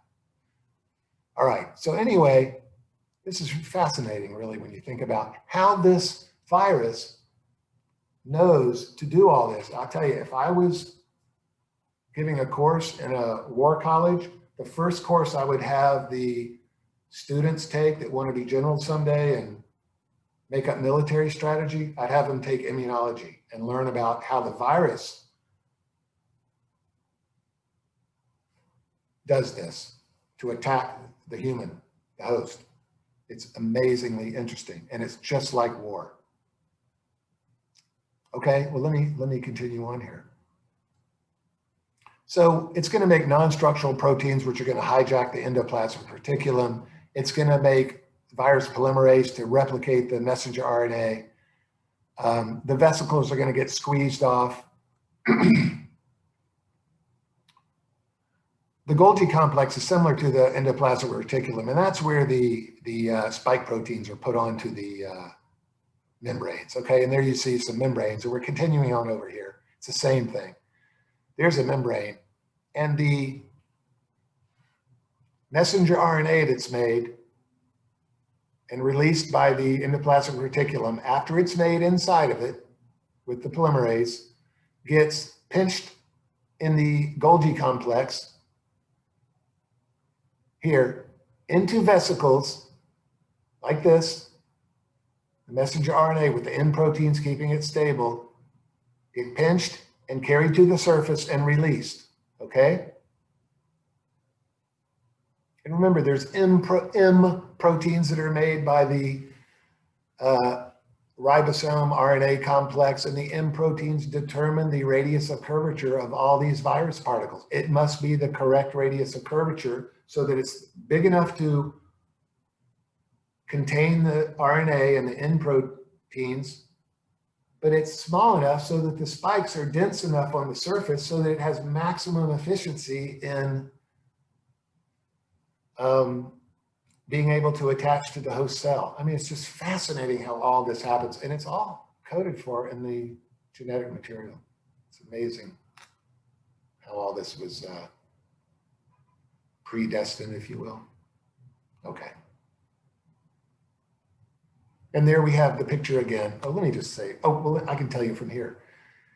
These are colorized pictures, but these are the virus particles being released from a cell. This big thing here is a cell. It shows you how small the virus particles are. But they also know to send half of the regiment to attack other cells in the person, right? Half of these are going to go and infect other cells in the lung, and half of them are going to get breathed out of the major host, the person, so that other people can get infected and the virus can stay alive by being produced in those hosts. They don't want to only do it in one person, of course, because if that person gets hit by a car and dies, the virus dies. The virus knows that half of it have to be sent out into the world and half stays in the host to infect. Again, great course for the war college. Okay, so think about this for a second. Look at all these viruses on the surface of the cell, and all that stuff that I just showed you occurs for every single one of these viruses. And that single virus particle right there, any of these, let's say this one right here, right there, is going to multiply itself by many thousands. I don't know the exact number, but an enormous number get replicated and get released by this cell. But this cell's a goner here, isn't it? All right. Now, I have to tell you how the immune system works, and it's fascinating. Again, this is War College Central. So if this bothers you to listen to all this stuff you've never heard before with all these big names, you can move ahead and watch. But if you find this interesting, please stay tuned because it's fascinating. And it really is a lot like an Army regiment that's released with all the different special types of naval architecture and Army and Marines and Air Force. It's amazing. All right. Now, there's two basic lines of defense in the immune system. One is innate and one is acquired. We're going to talk about innate first. And a lot of times this gets ignored, but it's extremely important. And I'll tell you what these cells are in a minute. That's a macrophage there. Okay, this thing right here, number 2, that's what it looks like in real life. All right, colorized, of course. Now, Physical barriers keep viruses from getting in you. Your skin, for example, the mucous membranes in your mouth, your nose, your nasopharynx, your oral pharynx, etc. Saliva is a line of defense because in saliva, there is an immunoglobulin, which you'll hear about in a second, called secretory IgA. And that is just as specific for the antigens on the surface of the virus or the broken up peptides, which I'll tell you about in a second, as any immunoglobulin. And they can cause damage to that virus particle before it even gets into your body. Also, just the flushing action of tears, of urine, whatever, it helps flush the virus out before it can attach to a cell and cause trouble. Stomach acid, when you swallow virus, stomach acid can kill a lot of it before it gets to those intestinal cells that I talked about, which cause gastroenteritis and also cause viral havoc, wreaking viral havoc on you. Okay, so those things stop the infection before it gets into the body. Very important. Totally neglected by the Johns Hopkins count of people who have been exposed. We have no tests for this. Okay. Including secretory IgA, by the way. I don't believe they're testing for that because they're taking blood samples to do the antibody tests. Okay. Now, there's also blood-borne innate immunity. And this is fascinating, really, because there are phagocytic cells, cells that will actually Pac-Man the virus, if you will, without being specific. So how do they know that that is an invader? And the way they know is, if you take something like natural, I'm going to just explain it for one of these, but if you take natural killer cells, okay, natural killer cells will non-specifically phagocytose a virus. And the way it happens is on the surface of the natural killer cell, and you'll learn about immunoglobulins in a second, there's a thing called an FC receptor. And the viruses, the antibodies, which you've seen are shaped like Ys before. The straight part down here on the base of the Y is the FC portion. It's the constant portion. Whereas the piece that's the angled part of the Y, if you will, the top, if you're looking at the letter Y, is called the antibody binding portion, FAB fragment. But if you have a receptor for the FC portion of the immunoglobulin, then you're going to be able to see a cell or a virus, it can be a bacterial cell or a virus, that an antibody has already attached itself to. You're going to see the FC fragment sticking off of that. And the natural killer cell knows that that's an invader because an antibody's already attacked it. So it goes up and sees the antibody FC portion there, and it'll kill the cell because it already knows, working in conjunction with the antibody, the humoral immunity, that that is an invader. And so it can non-specifically kill it. It's not looking at the antigens on the invader. It's only looking to see that it has an FC receptor sticking off of it in the wrong direction, if you will. And that means it's trouble and it just kills it. Okay, so that's non-specific killing. That's not measured at all by the antibody test that's used to, that Johns Hopkins uses to count the total number of exposed people. Okay.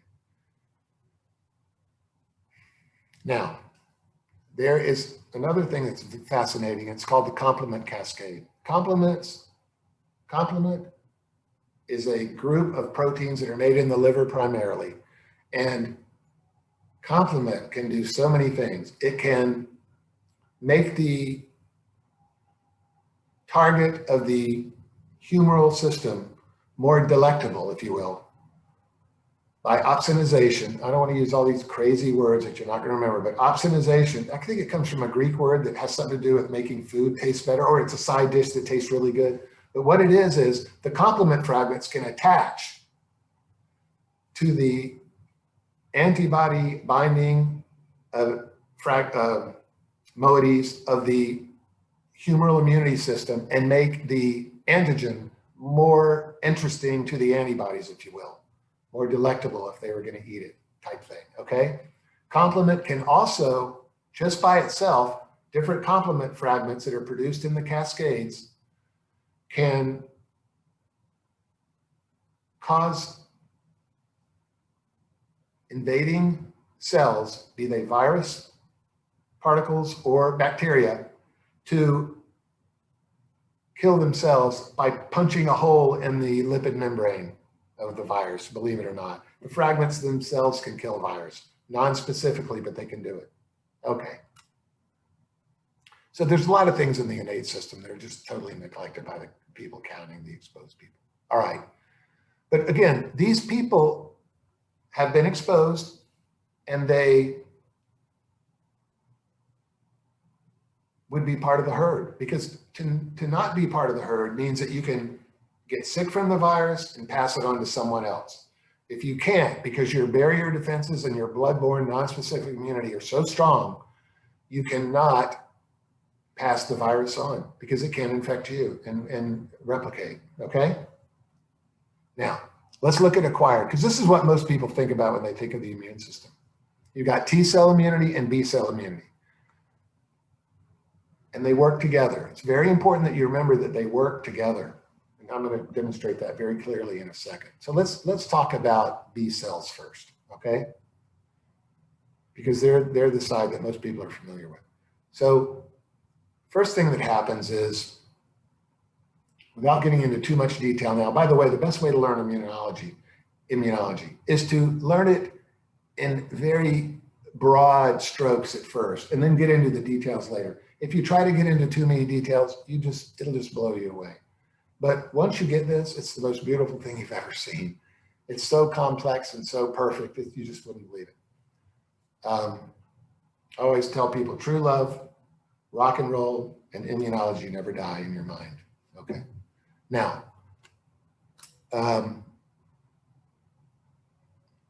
first thing that happens is antigen gets exposed to this system, okay? There are B cells in your body, believe it or not, that have antibodies on the surface of them. And at this point, they're acting as receptors. And they're specific. All of the antibodies on the surface of the B cell have, we call them epitopes. No, it would be a paratope on the B cell and an epitope on the antigen itself. But they have antibody binding molecules that are shaped in such a way that they can recognize antigen, okay? Foreign antigen, not self, and I'll talk about that in a second. And just to show you how beautiful and complex this is, these are all protein molecules, like I explained before. And protein molecules are made up of amino acids, okay, in big chains. And those amino acids have charge associated with them, okay? And based on the charge that's associated with those amino acid chains, okay, that protein is going to bend into a certain shape, and that is the thing that attaches to the antigen. And if you know a little bit about quantum mechanics and charges, it's clouds of charge. So there's a lot of quantum mechanics going on here. It's just incredible that these things can remember how to bend in the right shape based on charges and so forth, and quantum mechanics, and then interact with the antigen on the invader and make a lock and key kind of a match, which is used as an analogy a lot. And that B cell will go through a process of either expression, okay, or memory. So here's the B cell here. It's a lymphocyte, lymphoblast in this case, because it's developing. One arm is clonal expansion, so that the antigen, the next time it comes into the body, will be recognized by a whole army regiment of B cells ready to attack it immediately before it makes you sick. And this is the basis for vaccinating people with fragments of the virus, for example, or live attenuated virus that's so injured it can't really hurt you, because it'll have antigens all over it that the B cells would have clonally expanded to be prepared for the next invasion for.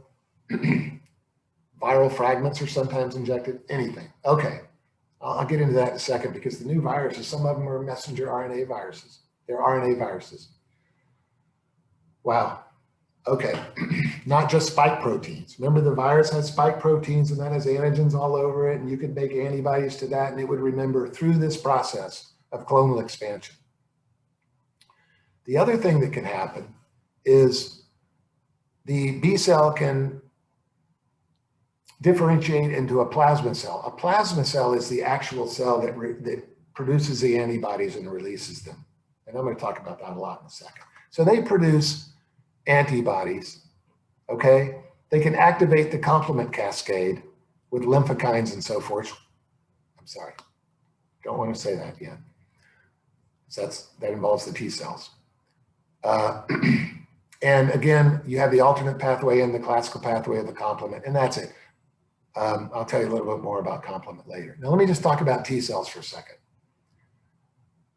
T cells are made up of, there's lots of different kinds of T cells, but there's only two that we're going to talk about now because suppressor T cells kind of keep a lid on everything so it doesn't go too wild.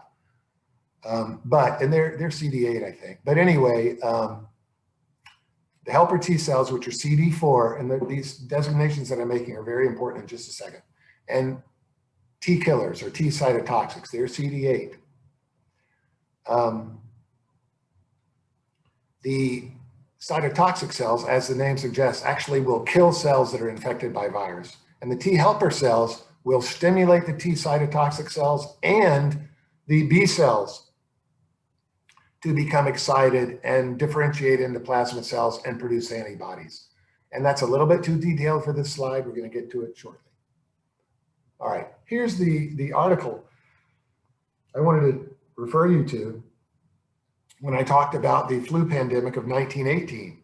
This article, which was the National Institutes of Health article, released in 2008, that has many quotes by Dr. Fauci in it about this article, says that bacterial pneumonia caused most deaths in the 1918 influenza pandemic. Had you ever heard that before?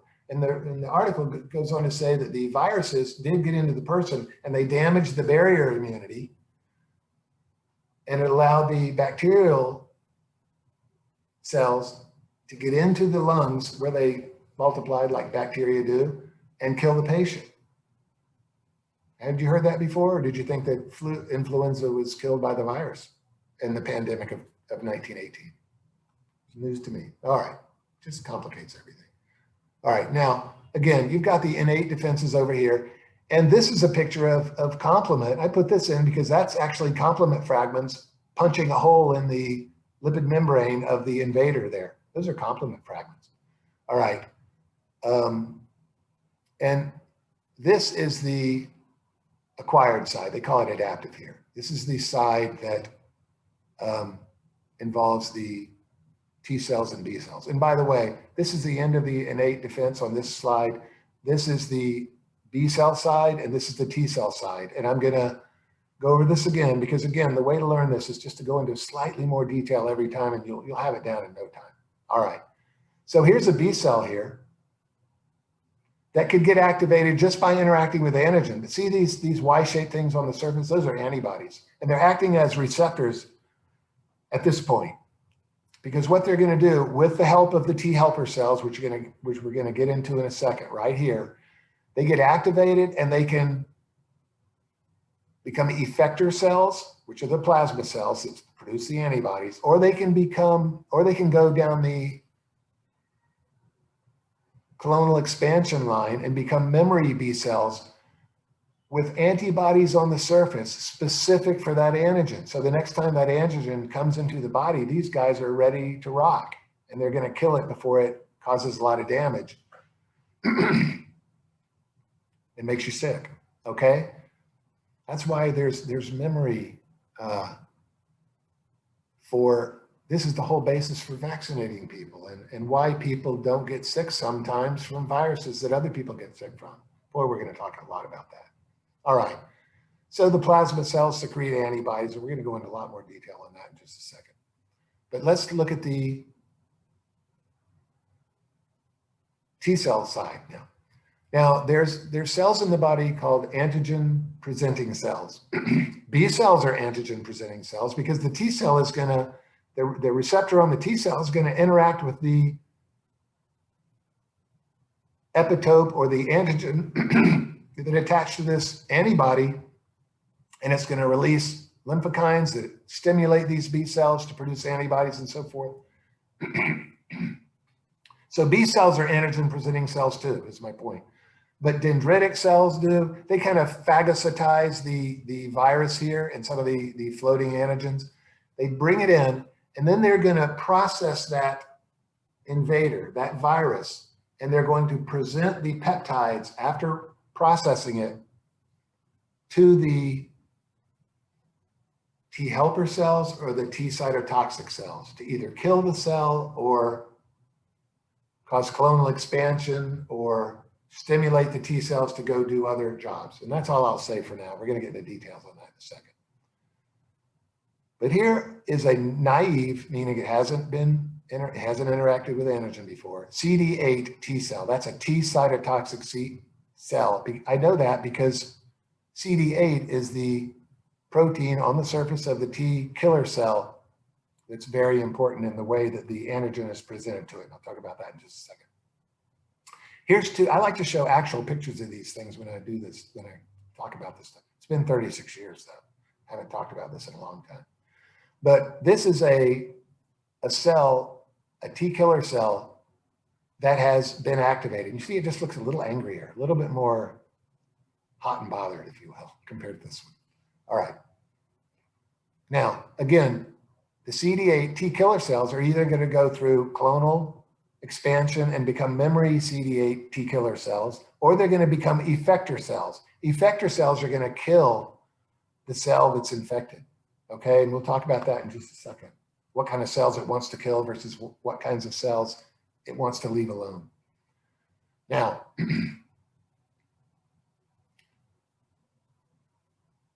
this is the T helper side of the naive, This is the T helper cell side where the T helper is coming over to aid in stimulating the T killer.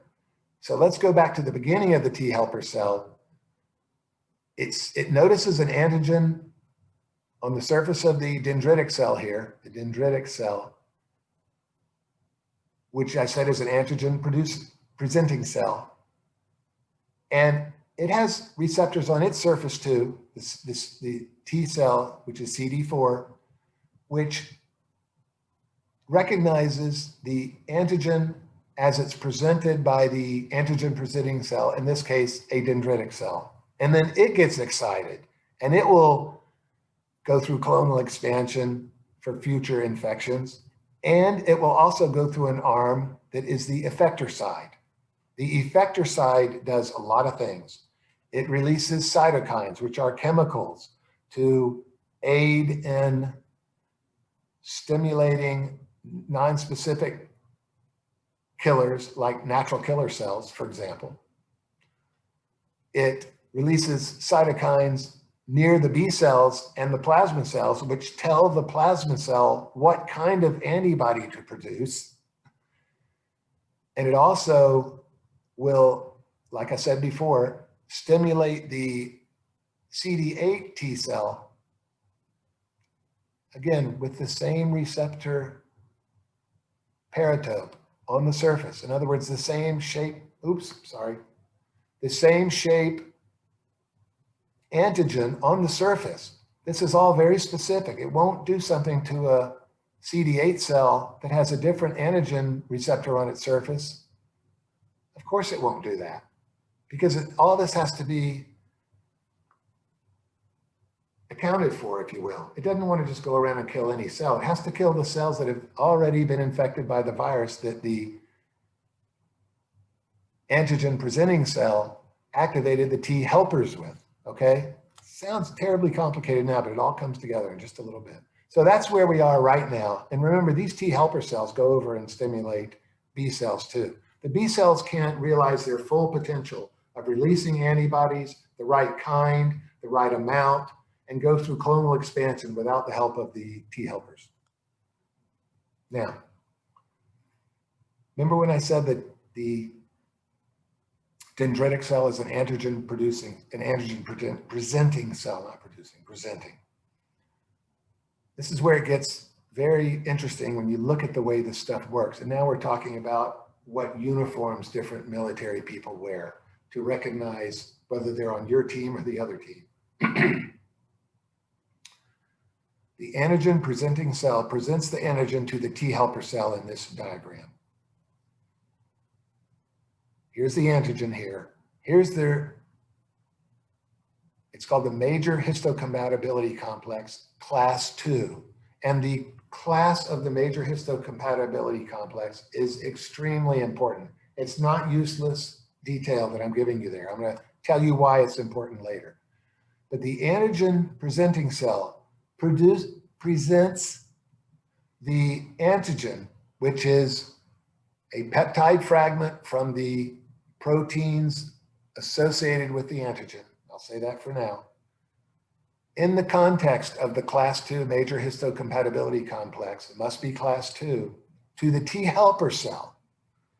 Now, what this thing is missing, this diagram, and I'll just mention it now, but you'll see it later, is that the CD4 protein on the surface of the T helper cell must see the correct major histocompatibility protein shape right about here in order for this to occur. Because the T helper cell is just looking at the antigen here. It doesn't know if it's being presented in the context of class 1 or class 2, and it must be class 2. So it has a CD4 moiety here, a protein that will tell it, if you will, that it's being presented by the proper major histocompatibility complex class. And remember, these are all proteins. All right, so when the T helper cell gets activated by this process, it does a couple things. One of them is it starts releasing cytokines. And here, the cytokines are called interleukins. And these interleukins are really important because they, I'm jumping ahead a little bit, will interact with receptors on the plasma cells to tell the plasma cell what kind of immunoglobulin, which is an antibody, to release.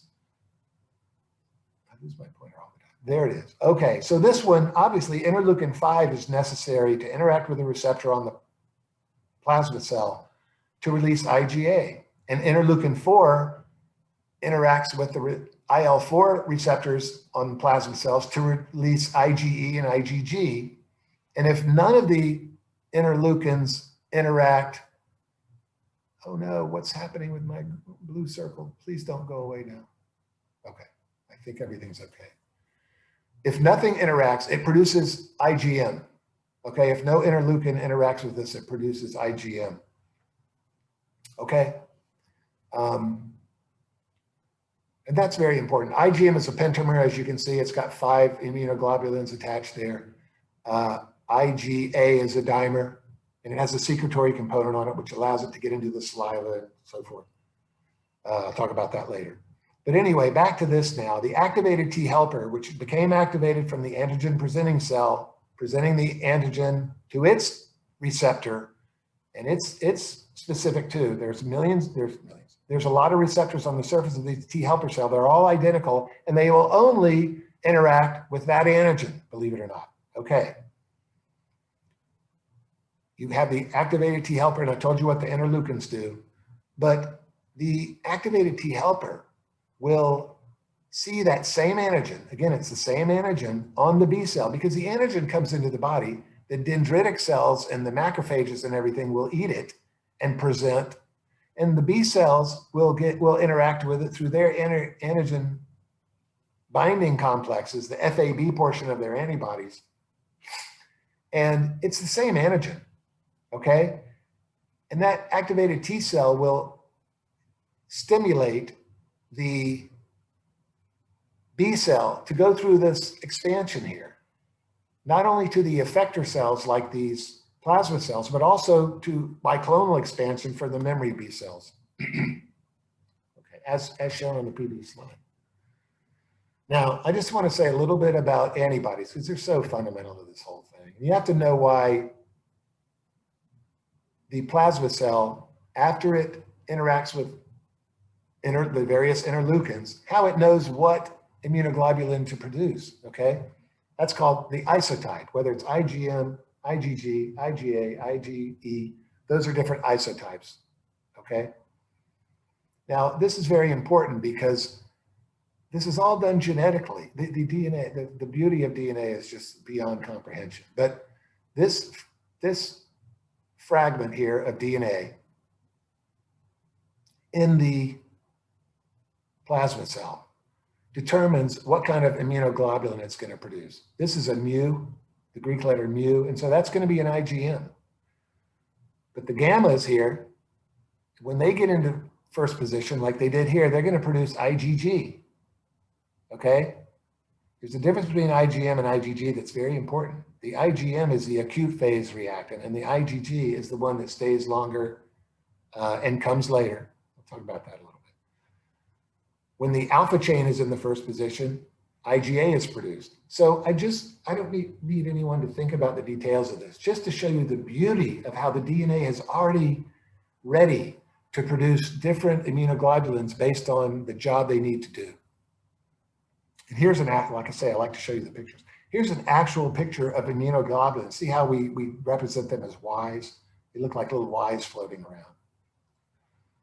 And this, again, is the antigen binding portion. And this is the Fc fragment down here, the constant fragment. And this is the fragment after the antibody is attached to the invader that the natural killer recognizes. And he knows, he could be a she, probably is a she. She can kill the virus particle because the antibodies have already recognized it as foreign, so it just kills it, okay?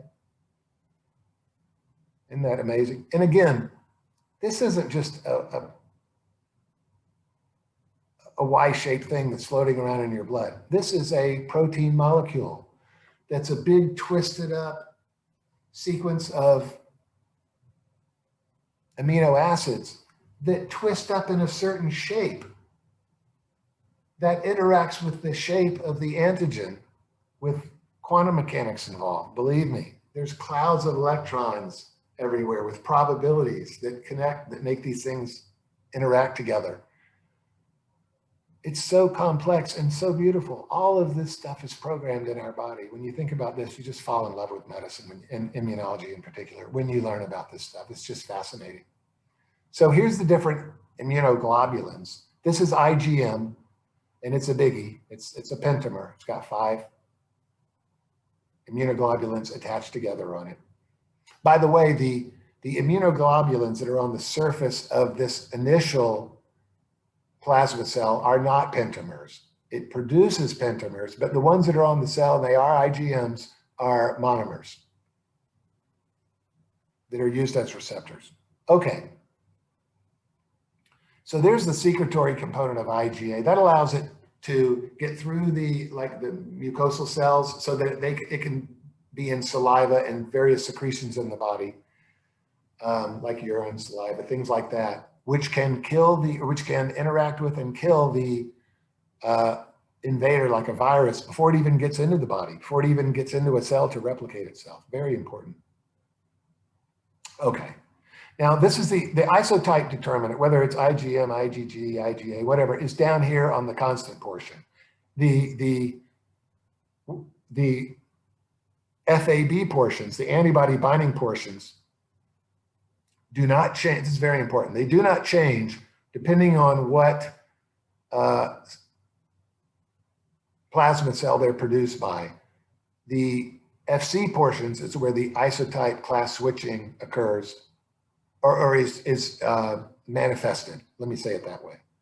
And it's also very important based on what the jobs these things are. Okay. Now, let me just tell you, we're getting into a little bit of detail, which is the beauty of all this.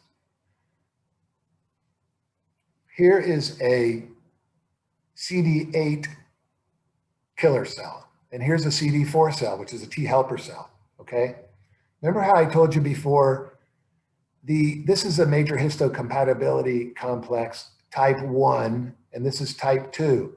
And it's not trivial detail that you don't need to know. It's very important. When the antigen is presented in the context of class 1, it's presenting it to a CD8 T killer cell, okay? Now, these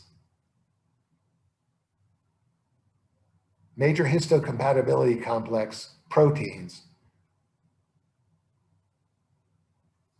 let me just wait till the next slide. Okay, but class 1 presents to T killer cells and class 2 presents to T helper cells. And there's a reason why there's a difference. Class 2 is presenting antigens that were external, okay? And there's a very important reason why there's a difference between external antigens and internal antigens. These are antigens that are produced when the virus infects a cell and makes RNA, which gets translated with the ribosomes into proteins, and these things get broken up into pieces, and I'll explain how that's done in a second. And then it's presented in the context of class 1. And these are on every nucleated cell in the body, class 1 MHC antigens.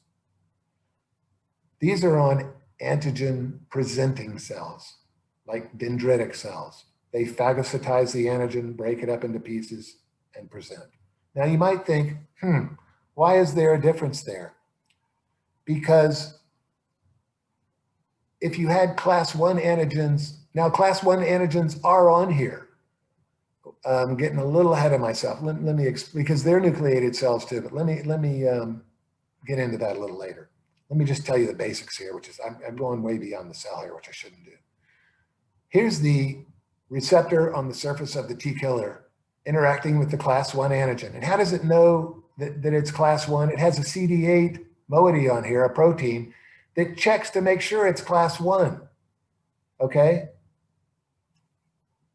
The reason is it wants to kill cells that are virally infected, okay, whose machinery has been taken over by the virus. You want to kill a cell like that, but do you really want to kill an antigen presenting cell that presents in the context of class 2 to T helpers? No, because they're on your side. So this is almost like a guy on sentry duty sees somebody out in the dark and he goes, who goes there? Again, a military analogy. Who goes there, friendly or not? And there has to be a way to determine whether it's a virally infected cell, unfriendly, or a cell that's presenting antigen, which is friendly. It's part of your team. And you wouldn't want to just necessarily kill these. Sometimes you do, but not necessarily. But you certainly want to kill like a lung cell that's full of viruses. And those viruses are produced in the those antigens are produced in the cytoplasm after the virus hijacks the replication machinery of the cell. So you want a T killer to nail the cell once a bunch of viruses get in it, like the ones I showed you in the colored pictures earlier. But you don't necessarily want to kill your antigen presenting cells. Okay, which are recognized, whose antigens are recognized in the context of class 2. Why is this thing disappearing on me? Sorry, I'm losing my pointer. Okay, so that you need the CD4 moiety to make sure it's a class 2, okay? You'll understand that even better in just a second. Okay, now, here's what's happening in a cytosolic protein, like this, okay? Again, it's going to have to be presented in the context of class 1 because it's a cytosolic protein, meaning it's a protein that has been translated from RNA after the virus has hijacked the replication machinery. So this is the kind of cell you want to kill. This is not presenting an antigen in the context of class 2 to get a T helper cell excited. This is a host cell that's gotten hijacked, and you want to kill these cells. So what do you want it to do? You want a CD8 T killer, cytotoxic T cell, to interact with it and kill this cell, okay? So here's the CD8 moiety, making sure it's class 1. This is the antigen here interacting with the receptor on the T killer cell, presented in the context of class 1. And this is how it happens. The cytosolic protein is made as the virus hijacks the machinery. It goes into a thing called a proteasome. Right here, it gets chewed up into peptides. Peptides are pieces of proteins made up of between 10 and 20 amino acids. Where is this thing? Come back, little Sheba. Where's my pointer? Okay, so there's the peptides. They go into the endoplasmic reticulum, which I've already showed you what it is, and get attached to the class 1 major histocompatibility complex protein, get pinched off into a vesicle, which goes up and fuses with the membrane of the cell and presents that antigen. And the T killer cell, when it recognizes it, it's going to kill this cell. Okay?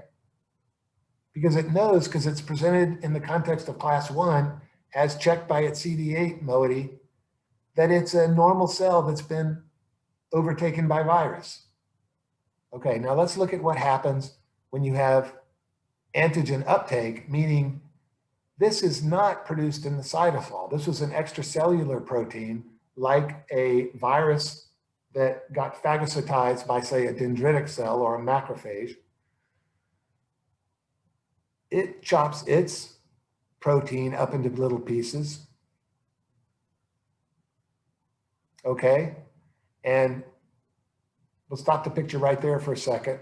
The endoplasmic, this is fascinating, I think. The endoplasmic reticulum also is where the MHC class 2 proteins are made. But in order to keep the antigen like this from sticking into the class 2, it actually puts an invariant chain in there to block, physically block the antigen. Remember, they're floating around in the endoplasmic reticulum too, but we don't want those to get stuck to class 2 because those were cytosolic antigen fragments. We want antigen fragments to go into class 2 that are from the extracellular fluid, okay? Because this is an antigen presenting cell here. Okay, so anyway, it sticks an invariant, it sticks some kind of molecule in there that interacts with it too, that gets kicked off, when its vesicle fuses with the peptide vesicle, if you will. It kicks off the invariant chain and lets the peptide get stuck in here. Amazing. And then it gets presented on the surface in the context of class 2, right? As checked by the who goes there CD4 moiety, and then it stimulates this T helper cell to go do its jobs. And here is an antigen presenting cell interacting with a T cytotoxic, and it looks like that T cytotoxic is going to kill that antigen presenting cell. Remember, antigen presenting cells are on your own team, but sometimes a T killer has to kill one. So there must be a MHC1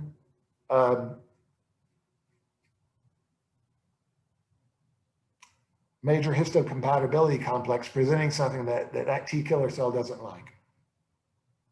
Okay, and that picture goes with that one. Okay, now let me continue on. So the difference between class 1 and class 2 is fundamental to this whole thing. All nucleated cells get class 1 because there are times when you have to kill any cell. So you have to have class 1 antigen presenting MHC proteins on all cells. And the responsive T cell is the CD8 killer. And the source of the antigen is the cytosol. Remember, those are antigens that are made by chopping up proteins that come from the virus taking over the machinery inside the cell and producing the proteins. And the peptide gets onto the class 1 MHC in the endoplasmic reticulum. Remember, the MHC class 2s don't get the peptides in the endoplasmic reticulum. They have that invariant chain in there keeping that from happening, and they do it out in the vesicle somewhere. Class 2 MHC proteins are located on antigen presenting cells like dendritic cells, B cells, macrophages, etc. Their responsive T cell is the CD4 T helper. The source of the antigen is extracellular, and it got into the presenting cell by phagocytosis, and the peptide gets put onto the MHC class II in those vesicles, and then it shows up on the surface, and that's when the T helper cell interacts with it. Now, I sure do. Okay, we're almost to the end of this. Let me just tell you the beauty again of genetics and how all this happens. The major histocompatibility complex proteins, which is also known as the human leukocyte antigen system in humans, it's a set of genes clustered on chromosome 6. I think it's the short arm, if I remember, after 36 years. Each gene has an unusually large number of alleles, which means the MHC proteins are produced in enormous number. Again, it has to be able to interact with any antigen. So I don't even know what the number would be, but it's just off the charts. It's such a big number of alternate forms because it has to be able to present every antigen to the T helpers and T killers and so forth, be it class 1 or class 2, okay? The major histocompatibility complex also contains genes that code for other proteins, such as the complement proteins and the cytokines, and they are all considered class 3, okay? Now, think about this for a second. When you get a transplant, like a kidney, you want there to be commonality with the donor and the recipient, so that the recipient doesn't see that kidney as all this foreignness and attack it and destroy the transplanted kidney. So we do what's called tissue typing in transplant surgery. And we're looking for commonality in the HLA system of the donor and the recipient. Now you're going to have more in common, let's say, with your sister than you are with someone from the other side of the world that's of a different race. Because all of these alleles come from similar parents, all right? Now, this is why family members tend to donate organs to other family members. But sometimes there are organs that cannot be donated. Kidneys can because you have 2 of them and one will do the job, but you can't donate your heart if you're alive.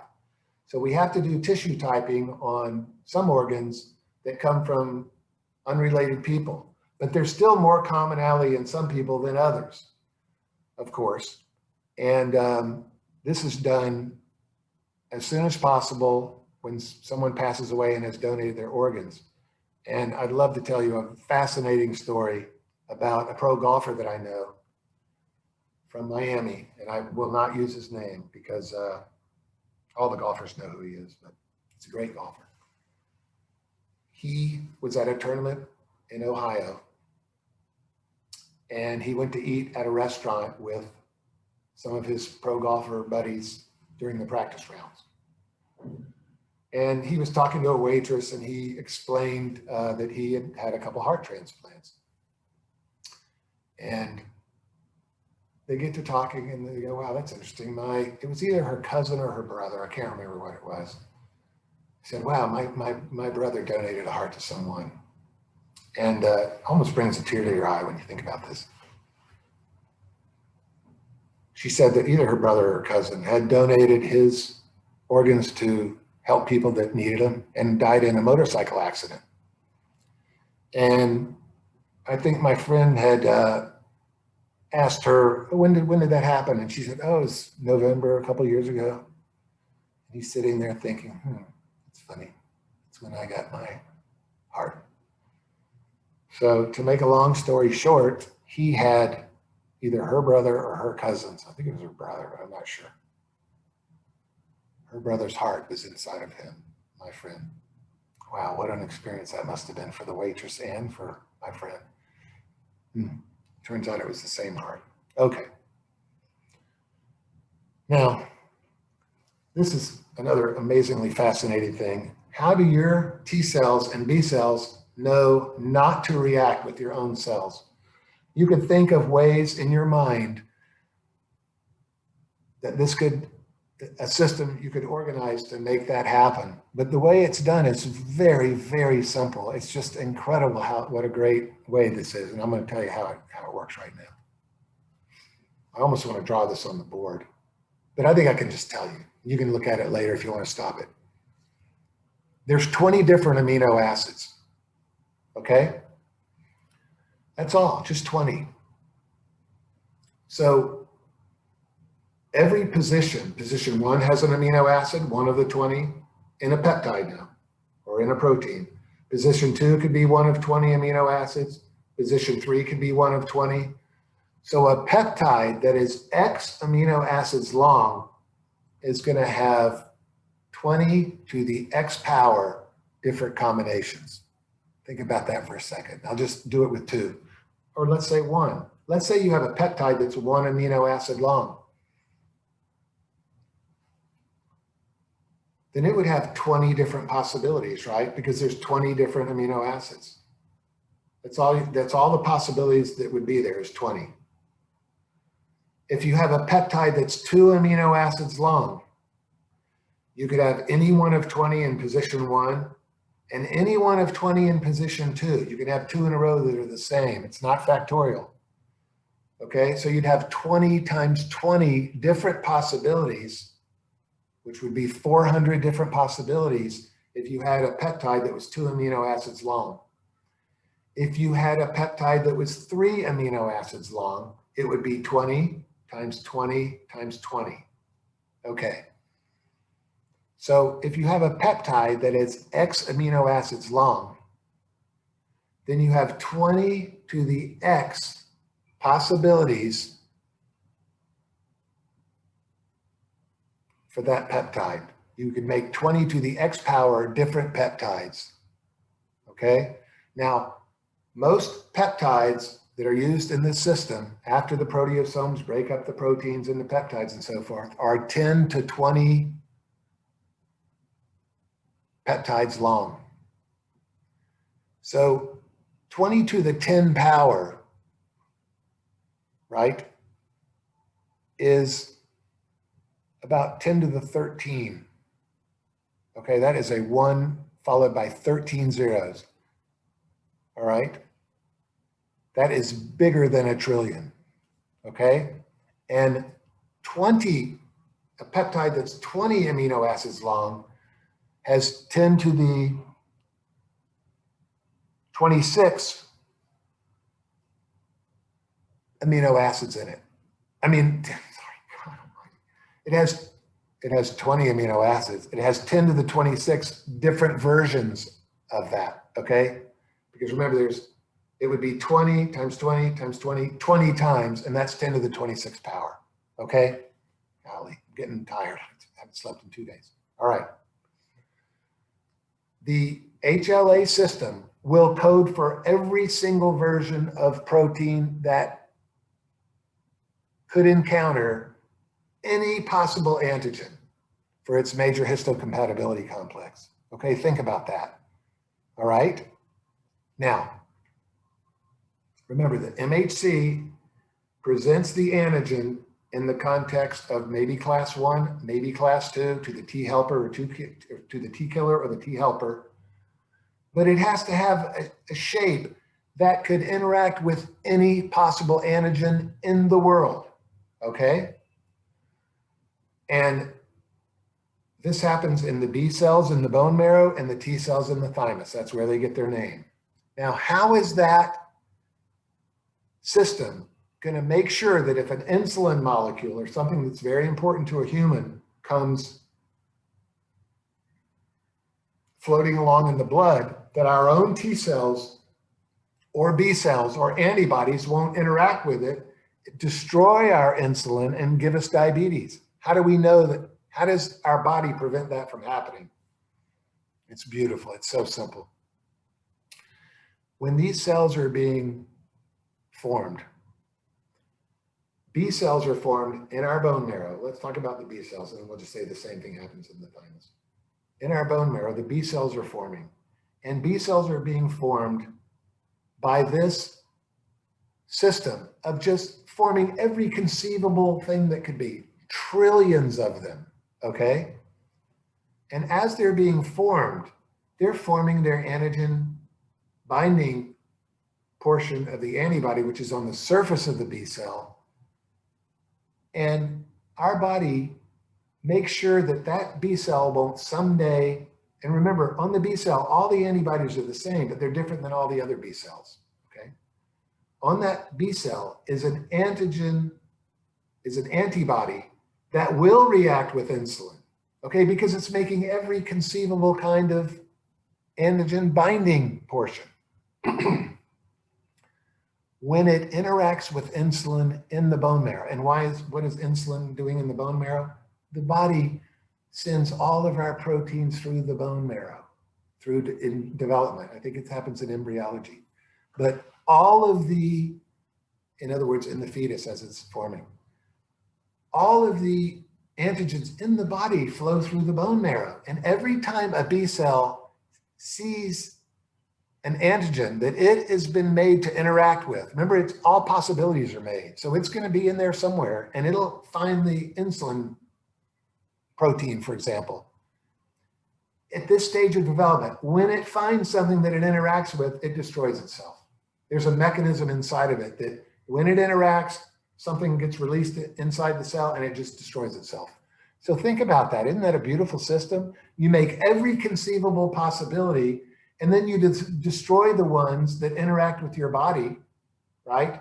And the way you do that is you just let them, all the proteins flow through the bone marrow and destroy basically all the cells that interact with those proteins. And then so all you're left is antigen binding portions of antibodies on the surface of the B cells that didn't get destroyed because they didn't interact with the self protein. Isn't that amazing? What a simple system, but beautiful, isn't it? And amazing, really, when you think about the numbers involved here. Okay, and the same thing happens in the T cells. I mean, in the thymus with the T cells. Okay, now, let's just assume for a second, because this isn't a perfect system. What if a B cell escapes that system? And let's say it has an FAB portion of its surface antibody that reacts with insulin, okay? The backup for this, the way to make sure that this doesn't happen, say 1 in a million times, which would be too many people, is the T cell that has the same exact receptor shape on its surface as the B cell did must also escape destruction. So think about that. If there's a 1 in a million chance that the B cell escapes and a 1 in a million chance that the T helper cell with that shape on its surface escapes, there's a 1 in a trillion chance that both of them escaped. It'd be 1 divided by 10 to the 12th power, because each chance is 1 over 10 to the 6th power. Okay, so 1 over 10 to the 6th times 1 over 10 to the 6th equals 1 over 10 to the 12th. And if both things happen, you will get autoimmunity. And if it's, in other words, you will attack your own proteins, okay? And this does happen, as we know. There's a lot of autoimmune diseases. I mean, there's rheumatoid arthritis. There is insulin, juvenile diabetes is formed because this happened. And other diseases. I mean, you know, golly, there's tons of them.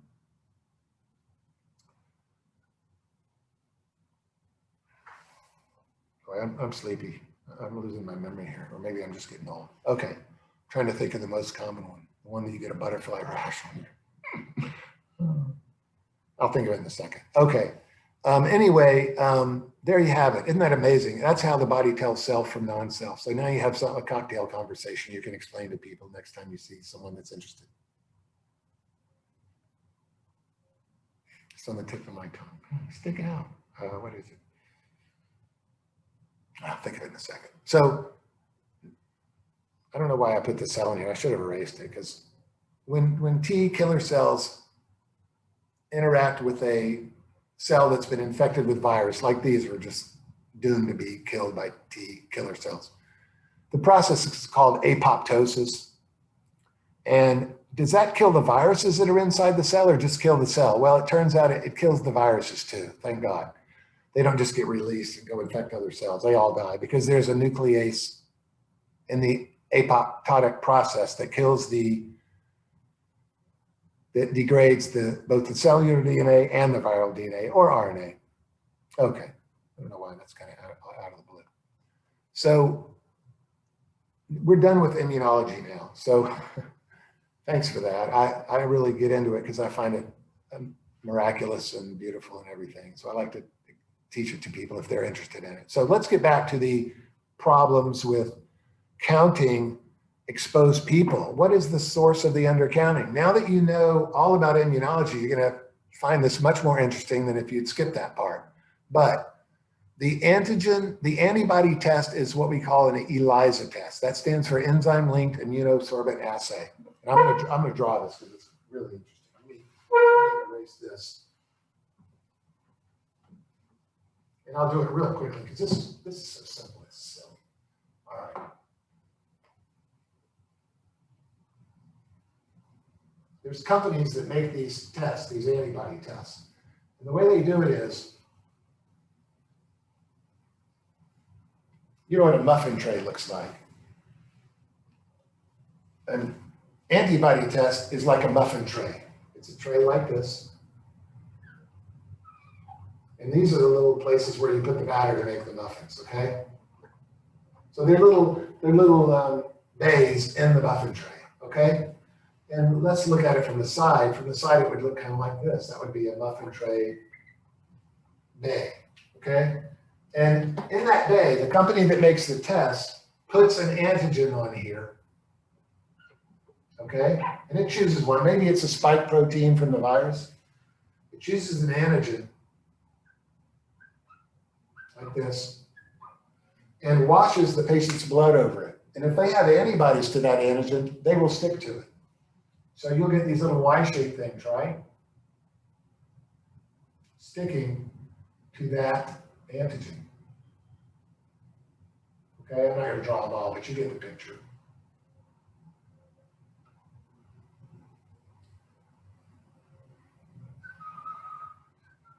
Okay, so you get this. Then a wash is sent over the bay that has antibodies to the FC portion of the human antibodies. And maybe those antibodies are made in an animal where human antibodies are foreign, okay?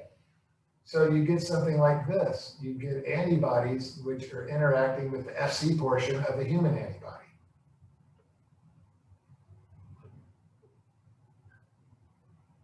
Okay? Now on those antigens, there's a marker, a little tag. And that thing will show up. Oh, it's not on that one. That thing will show up in the assay to tell you how much interaction there is here with the antibodies and the antigen, to tell you whether the test is positive or not.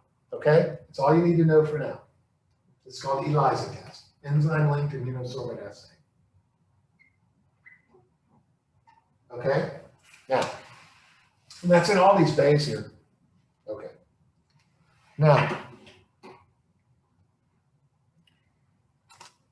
remember the antibody test? There was a lot of talk about the antibody test early on when we started this whole SARS-2 thing, and the tests were horrible, and they were made by a bunch of shoddy companies and didn't work, and it was a 50-50 thing and so forth.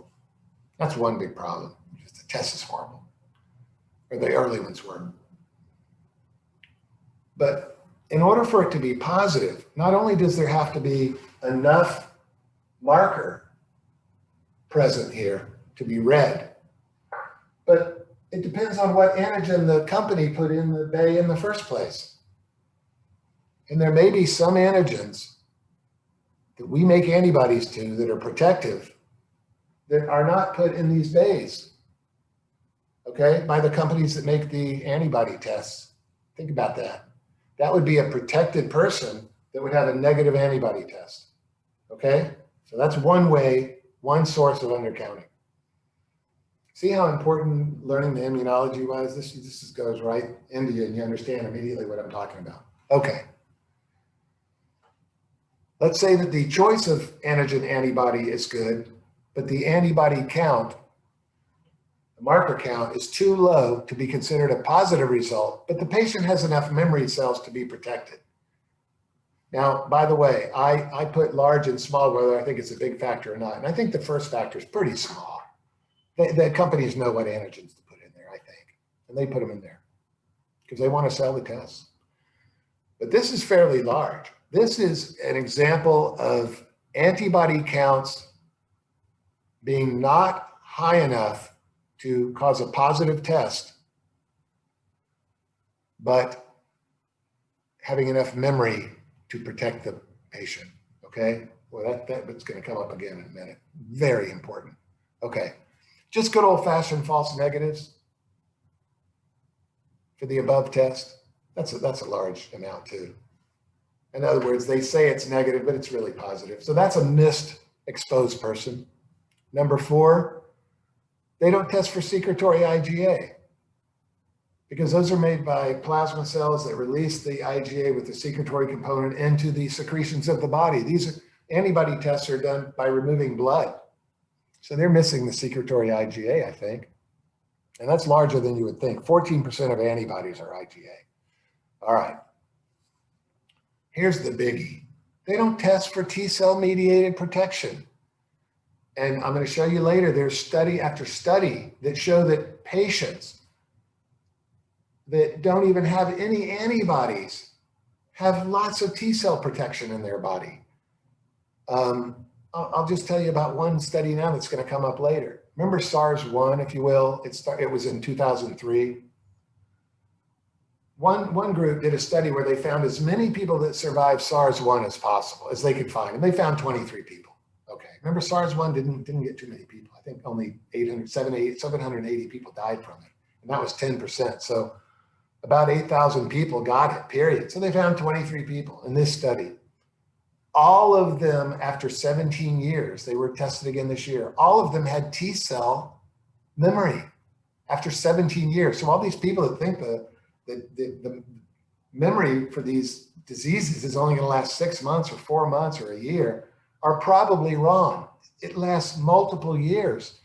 And the reason I feel confident saying that about SARS-2 is because there's 80% commonality between SARS-2 and SARS-1, it turns out. And of course it does. They're both coronaviruses. Why would they make different N proteins to stabilize the RNA, for example? We'll talk about that a lot in a minute. But they're not even testing for T-cell mediated protection when they say that 10% of the population has antibodies, therefore 90% of the people are vulnerable. That is just so wrong. I can't even think of a better word than wrong. It's just wrong. I mean, I just went through the whole explanation of how T-cell immunity goes through clonal expansion, just like B cells do. And it's just being ignored by the people who want to say, and I'm talking about these experts on television are saying this. Dr. Hesseltine said this. Dr. Reiner, Dr. Gupta said these things that 90% of the population is vulnerable to this.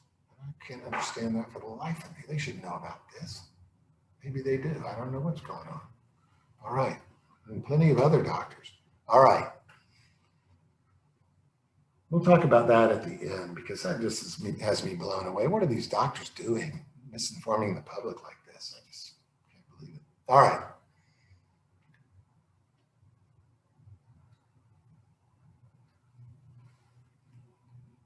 Now, again, I said many papers now are showing that known infected patients are coming out negative on the B cell antibody tests, but they're shown to have T cells.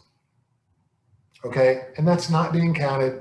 So this is why I came up with 150, not why I have the number 155 million. That was based on the WHO estimation that 10% of the world had been exposed.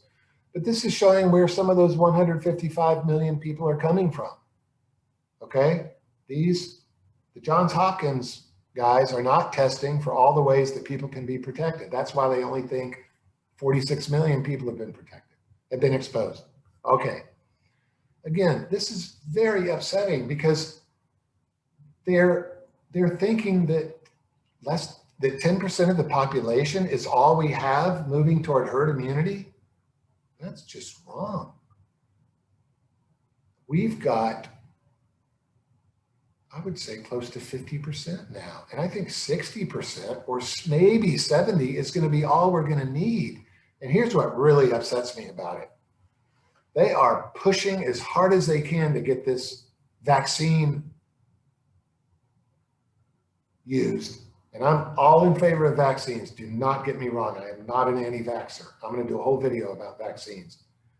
They're going to say that they achieved herd immunity because of this vaccine thing that they're doing now. And I don't want to be derogatory to the vaccine. I'm thrilled that it's coming out so great. But I don't want the people to claim that vaccines saved the day.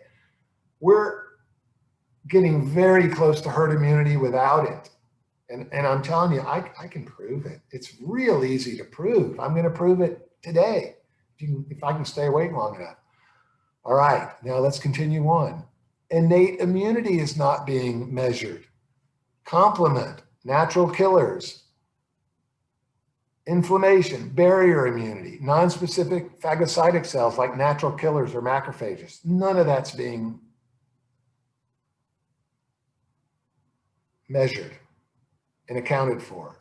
And believe me, it puts people in the herd because they can't send the virus onto another. They can't get infected and they can't send the virus onto someone else. So they're a legitimate part of the herd. Skip number 7. I've kind of already said it, I think.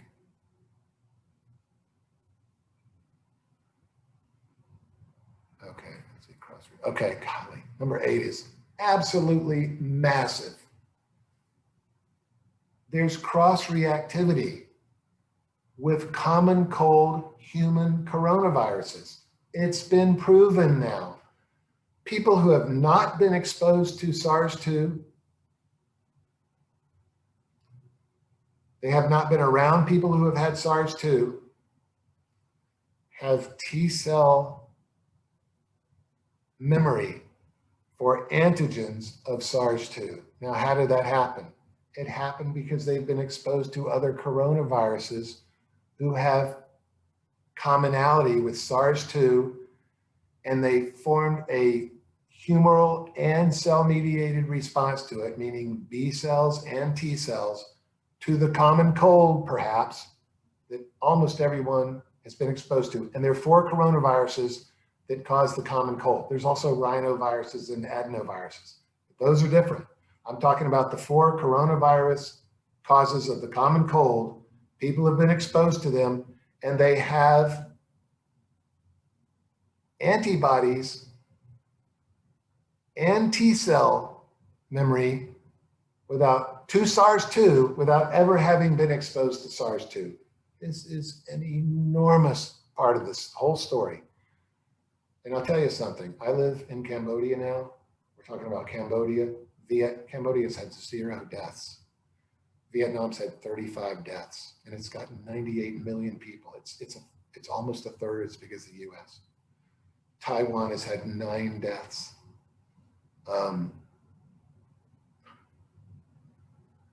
South Korea.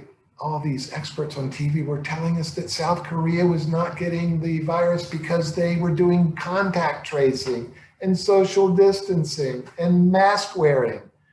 Whereas in reality, they have immunity in place. I'm almost certain of it. They've been exposed to the same kind of coronaviruses from China, and China has it too. Have you noticed that Shanghai only had 9 deaths? Beijing only had about 6. There's 27 million people in Shanghai, and they've only had 9 deaths, whereas New York City has had, I don't know how many, I can't remember now, but it's thousands. they didn't get the virus because they have immunity in place to it, because they've been exposed to so many similar viruses to this thing. There's no other explanation for it. None. Zero. There's no other way you can explain it. And by the way, I think about 30% maybe of American people, I mean it, about 30% of American people have immunity in place. And let me just tell you why. Can you give some real life examples why? When you go into a nursing home and everybody's a little bit sick and they're all old, and some people get it and die very quickly sometimes. 10 days they die from this. Terrible, sad, horrible. Why don't all the nursing home patients get it? They're all in the same building. The virus is blowing around in the air everywhere. Why don't all the vulnerable nursing home patients get SARS-2? And the answer is they've got immunity in place to it. That's the only explanation for it. That's it. They would all get it. They've tested all of the patients in many nursing homes, and there's always about 30% or so that don't get it. That don't ever get the virus. And it's because they've already got clonal expansion of T cells and maybe B cells protecting them from it. Okay? And I think in a country like Cambodia, I did this experiment today just because I know I was going to do this tonight. On the way back from my second daytime surgery, not counting the all-night one, I counted 272 people. I was in a tuk-tuk because I lost my bicycle. 272 people. I counted only 6 people that were wearing masks in Cambodia. Masks cost money, and this is a poor country, and people don't spend money on masks. They do sometimes. The women do because they don't want the sun on their face. So they wear masks all the time, just like the Korean girls do. All right. So think about this. This is a country where the people are very poor. It's very densely populated in the big cities. They live on top of each other. Hygiene is not the best in the world. They don't wear masks. I lived here all the way through this year. I haven't been home even. There were no lockdowns here. I'm single until my girlfriend moved in with me. I ate in restaurants every night. They never shut the restaurants down. I went to the gym every day. My gym didn't shut down. Not every day, but 3 times a week. Children went to school. They did not eliminate non-emergency surgery in my hospital. I did every surgery I was asked to do the whole time through. And they got 0 deaths. Now, can you explain that, please? If it's not immunity in place, just think about that. What else could cause it? Some people said, well, everybody's skinny over there. And that's true. There's a lot of very healthy older people here. And that certainly helps. I think it helped Japan because the elderly people in Japan are known for how healthy they are. Yes, that would have decreased it. But they've only gotten a couple hundred cases too in Cambodia. And being healthy doesn't prevent you from, it does a little bit because barrier immunity will help you not get infected in the first place. But where it really helps you to be thin is in not dying if you do get it, if you want to say it that way. And yes, the people are thinner over here. And that helps prevent people from dying. And I guess it helps some people from getting it too. But 200 cases the whole year? But anyway, and same with Vietnam, everybody's thin. Not everybody, there's some chubby people, but believe me, most of the old people are very healthy in these countries as far as weight is concerned. Now, but to have 0 deaths means there's just some overriding, massively powerful mechanism going on that's protecting everybody. And that's what it is. And I'll tell you, a lot of those 200 cases are foreigners. People like me that went home and got it and came back. All right. Although at first I thought I had gotten this too. And I thought about it a lot after I've learned more about the symptoms and so forth. And I think I had a false positive test. I really do, early on. And the reason I think so is because I had the swab test as my follow-up test and it was negative. Just, 2 weeks after I thought I had after I did have a positive test, but when I got over the illness, I had a swab test and it was negative 2 times in a row. So I'm thinking, that's weird. Why would the RNA disappear on a swab test? It was a PCR test I had. If it was positive when I was sick. False positive. Okay. So I had the regular flu. It was a bad case of it, though, let me tell you. All right, so where am I now? Golly. Okay, so cross-reactivity is absolutely massive. 30% of the cross-reactive people in America is an enormous number. It's 100 million people, isn't it? It's a third of the people in the country. Okay, it's a lot of people. All right. And gosh, I'm glad this slide is next because this is one of my corrections. The experts like Fauci, Dr. Fauci are on TV saying, oh, the reason South Korea did so well is they did great contact tracing and social distancing and they wear masks. No. That's not going to prevent people from this thing from spreading. It's 100 nanometers in size. It travels on the air. It floats around for half an hour before it gets stuck to a surface. It goes right through masks. It goes around masks.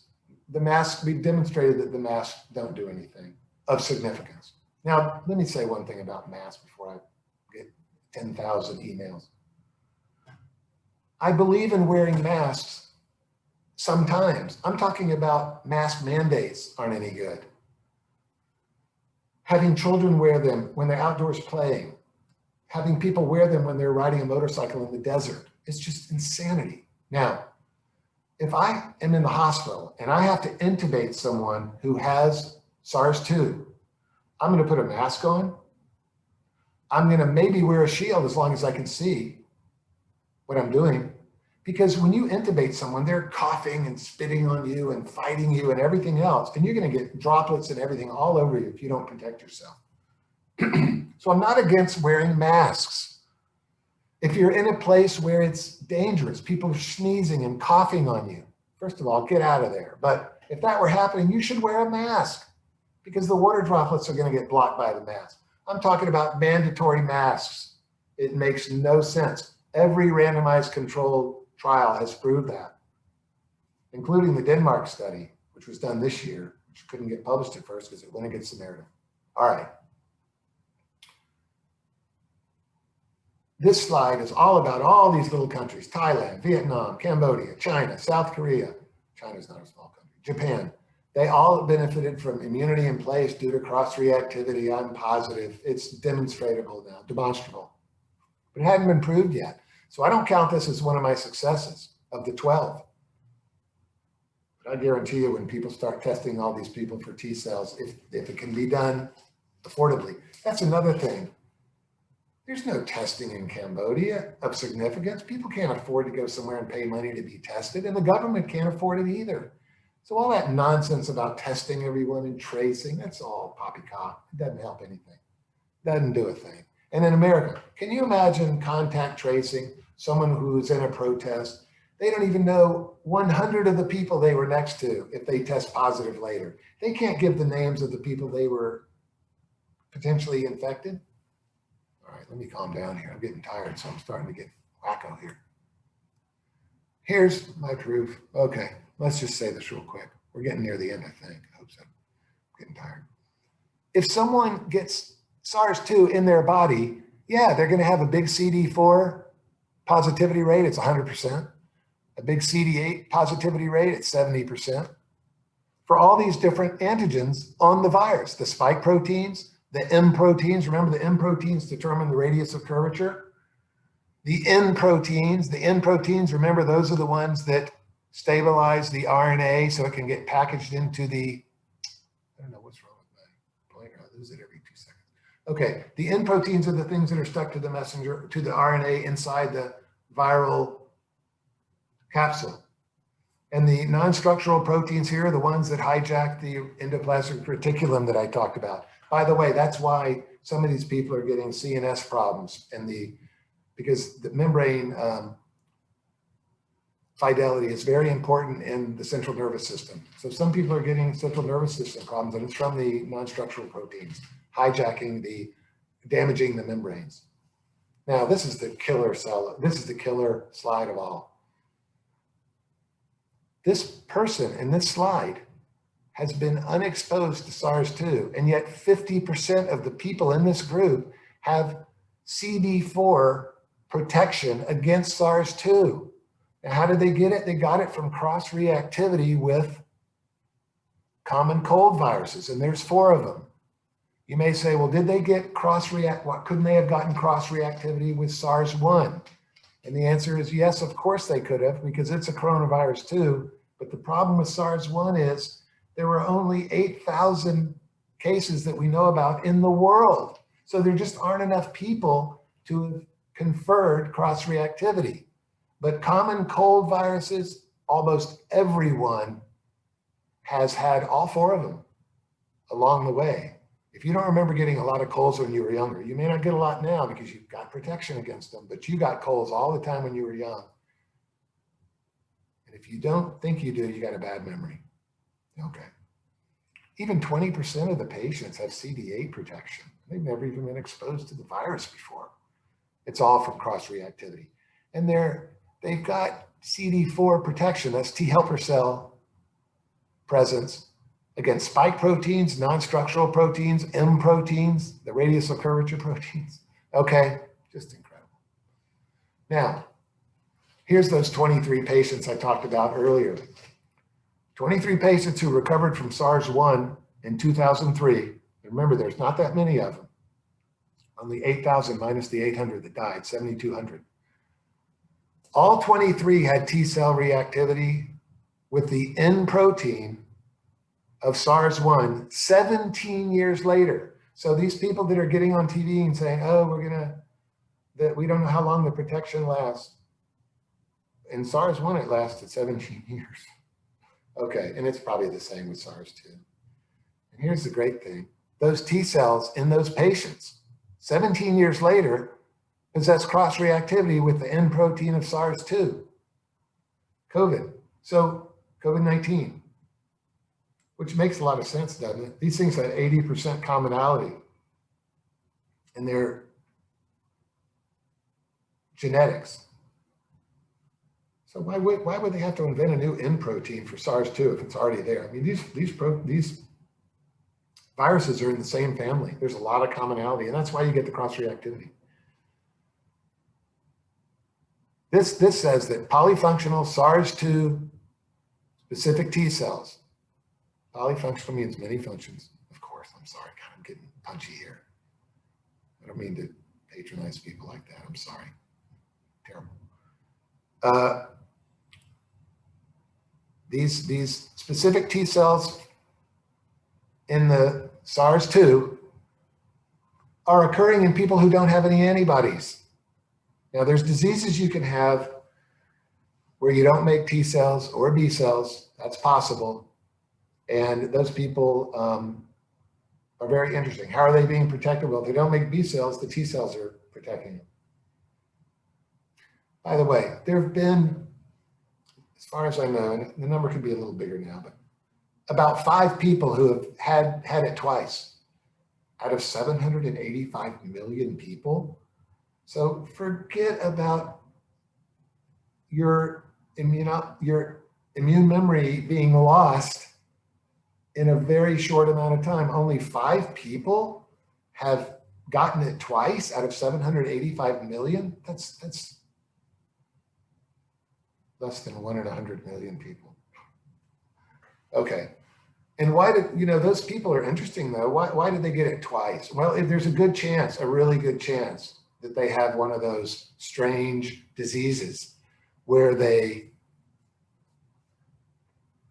don't produce the immune cells that you need to maintain memory. Let me say it that way.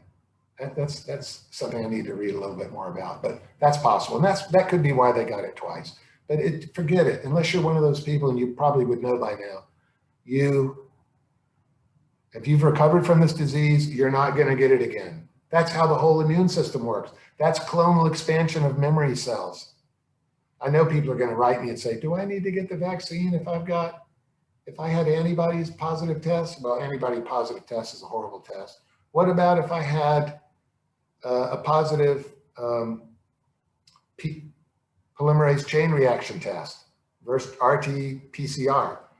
And the answer is, and I could be going a little over the line here, but I'll tell you something. I don't think you can get it again. Not for many years.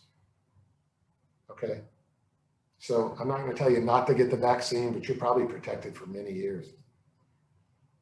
These 23 people certainly weren't going to get SARS-1 again. If 17 years later, they have T-cell reactivity with the N protein. So I'm not going to go out on a limb on the vaccines yet. I'll make a whole video about it. I'll make sure I know what I'm talking about even more. But I'm telling you, based on the way the human immunological response and clonal memory works, I wouldn't be worried if I didn't get the vaccine. Let me say it that way. You're protected already. Okay. I remember my mother, when I was a little kid, I asked her, I said, Mom, do I need to get any more shots if I get the disease? And she said, no, if you get the disease, you get the same thing the shots give you. My mother knew that when I was 5 years old. And I said, well, God, I hope I get the disease, because I was afraid of shots. I used to jump out of the car window if I knew I was going to the doctor. I was scared to death of getting a shot. So, and I said, oh, I'd rather get measles than have the shot. No, I wouldn't. Okay. Now, herd immunity. This is really important. And it infuriates me what some of the doctors have said about this. I'll get to it when I get to the slide. In New York City, when they did a sampling, they found that 19.9, let's call it 20%, okay? 20% have antibodies to SARS-2. In order for herd immunity to exist, according to the experts, boy, that's a dirty word. Shouldn't have used that. But it's a word that has taught me to not always blindly accept what the experts say, because they've been wrong so many times about this. It's just upsetting. Because the public doesn't know when they're wrong, because why should they? They're involved in banking or teaching English in a high school or something, and they don't have this kind of background. So how could they know when someone tells them that lockdowns are good, that they are, and they're not absolutely destroying society? All right. That's why I put a lot of responsibility on the doctors about this, and especially the experts. And I'm very upset about it. All right, because it's killing people. It really is. Think of all the people that are going to die because of those lockdowns. Completely unnecessary. And I wrote all the major networks. I said, we're making a big mistake talking about lockdowns. Can you please have me on your show? Will you give me 5 minutes on your show? Will you please bring me on to debate Sanjay Gupta on CNN? Will you please do this? I didn't hear back from any of them, and I wrote them all. I wrote Fox, I wrote Tucker, I wrote Hannity, all of them. And I wrote Anderson Cooper and Cuomo and all of them. I mean, not every one of them, but 5 from each network. Nobody wrote me back. I could have saved, I don't want to sound like I'm God or something, but I could have saved 100 million lives if we hadn't done this lockdown and destroyed the economy and $7 trillion and counting. Just cannot believe they went through lockdowns over this thing. It's the same infection fatality rate as the flu. Even the CDC says that now. And there's terrible egg on their face when they say this, believe me. They swore that it was 3 to 4% at the beginning. It scared everybody to death, and they agreed on these lockdowns. Now they're going, yeah, you're right, it's 0.2%. We were wrong. Sorry, yeah. Okay, 100 million people died, and more to come. All right, so anyway, 20% of the people in New York City have antibodies right now. And you would think, wow, that's not anywhere near enough for herd immunity. But you're only counting the antibody tests. You're missing all of those other ways that people are protected that I have spent this entire presentation talking about. And I'll tell you something, New York City has herd immunity already. I can tell you that. I'm sure of it. And I'm going to show you why in a second. Herd immunity is not a dirty word. One of the TV doctors, and he's a very measured voice in a lot of this, but golly, how could you say something like this? He said herd immunity is equivalent to mass murder. Now, what he was talking about was just letting the virus go wild through the population. I'll tell you something, that's an extreme way to say it. It's moving through the population naturally. It's a natural phenomenon. The cold does this every year, especially in the winter. It's worse in the winter because it's seasonal. Okay, I'll leave it there for a second. Influenza does that. That's why there's an influenza season. Okay, now, nobody's suggesting that we roll grandma into a nursing home where everybody's coughing. That's not what we're talking about to achieve herd immunity.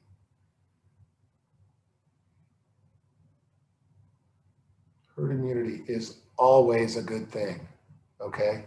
It's what we're trying to achieve with vaccines. But I'll tell you something, we're getting there naturally without the vaccine. I will go that far. And you may say, no way, that's never happened. I'll tell you something.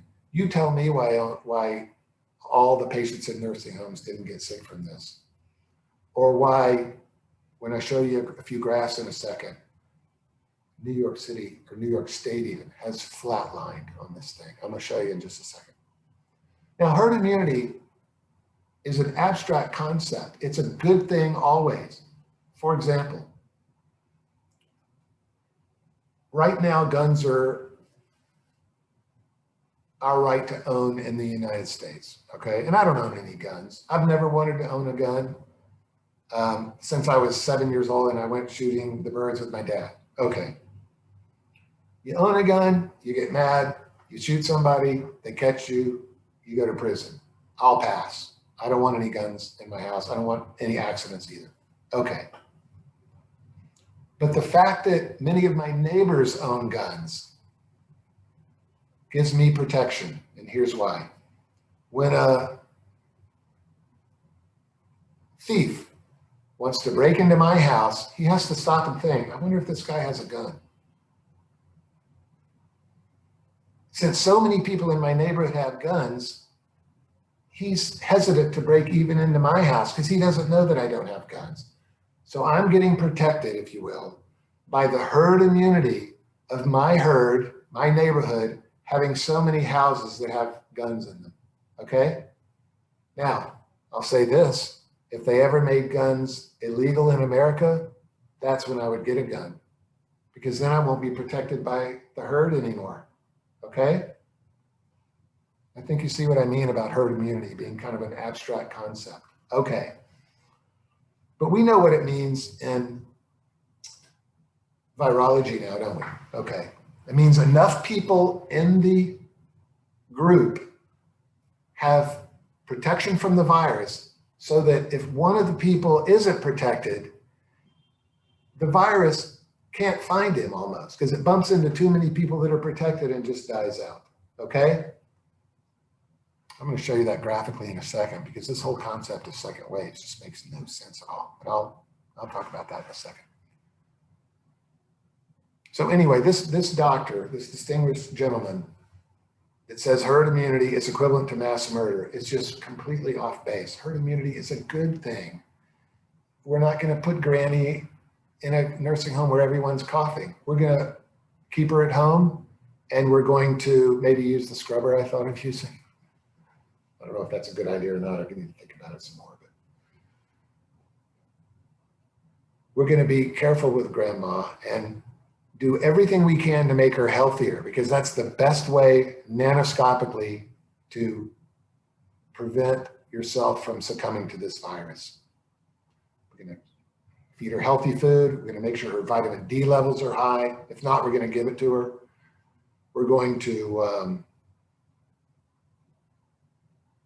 make sure her diabetes, her blood sugar's in check, her blood pressure. If she has asthma, we're going to make sure that's treated the best possible way that we can. We're going to treat all of her comorbidities, in other words, and so forth.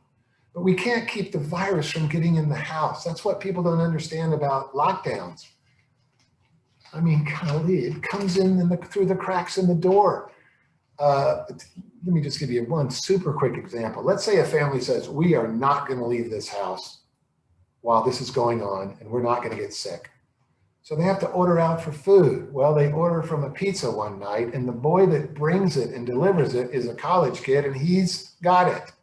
But he doesn't know because he's got no symptoms. So he brings the pizza, And he's been told, leave the pizza at the front door and ring the doorbell. And out of courtesy, this young man he wasn't asked to do this, but he'll do this. He'll ring the doorbell, he'll put the pizza on the porch, and he'll stand about 15 yards out into the grass to make sure like a dog doesn't come up and get the pizza. And he rings the doorbell. Nobody comes to the door because they're watching TV and it's loud. So he goes up again and rings the doorbell. And he has breathed all over that still air by the door twice. And he rings it and rings it. Finally, the father of the house hears it, and he goes to the front door. He opens the door and sucks in a bunch of virus. Right there, a bunch comes into the house. Okay. Now, the father's very conscientious. He made the rule about not leaving the house. So he's wearing gloves, rubber gloves, when he goes to pick up the pizza box. And he takes the pizza out of the box. But then,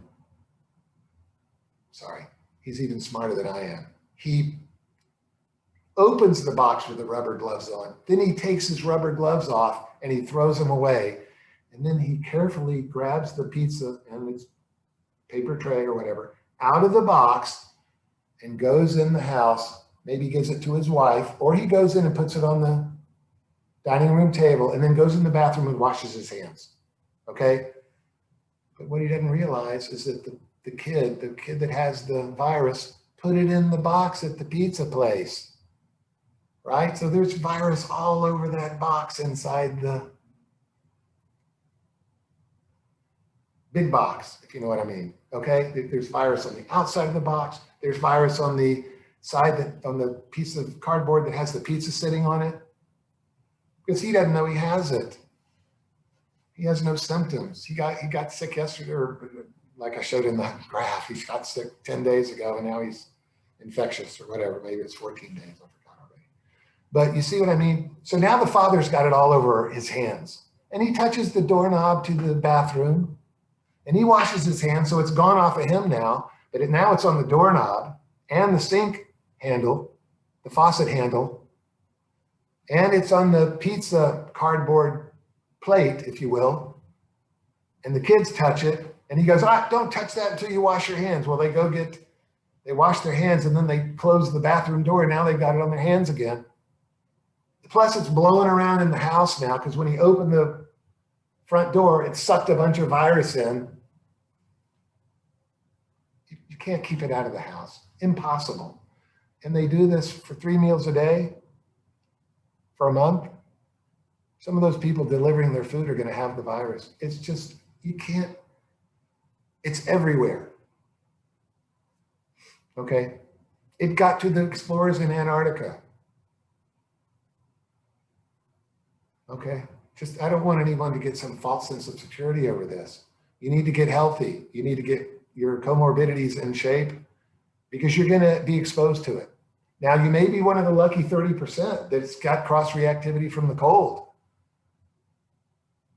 Okay, so just, relying on a mask when CNN says that it prevents the spread is just criminal, just for them to say something like that. All right.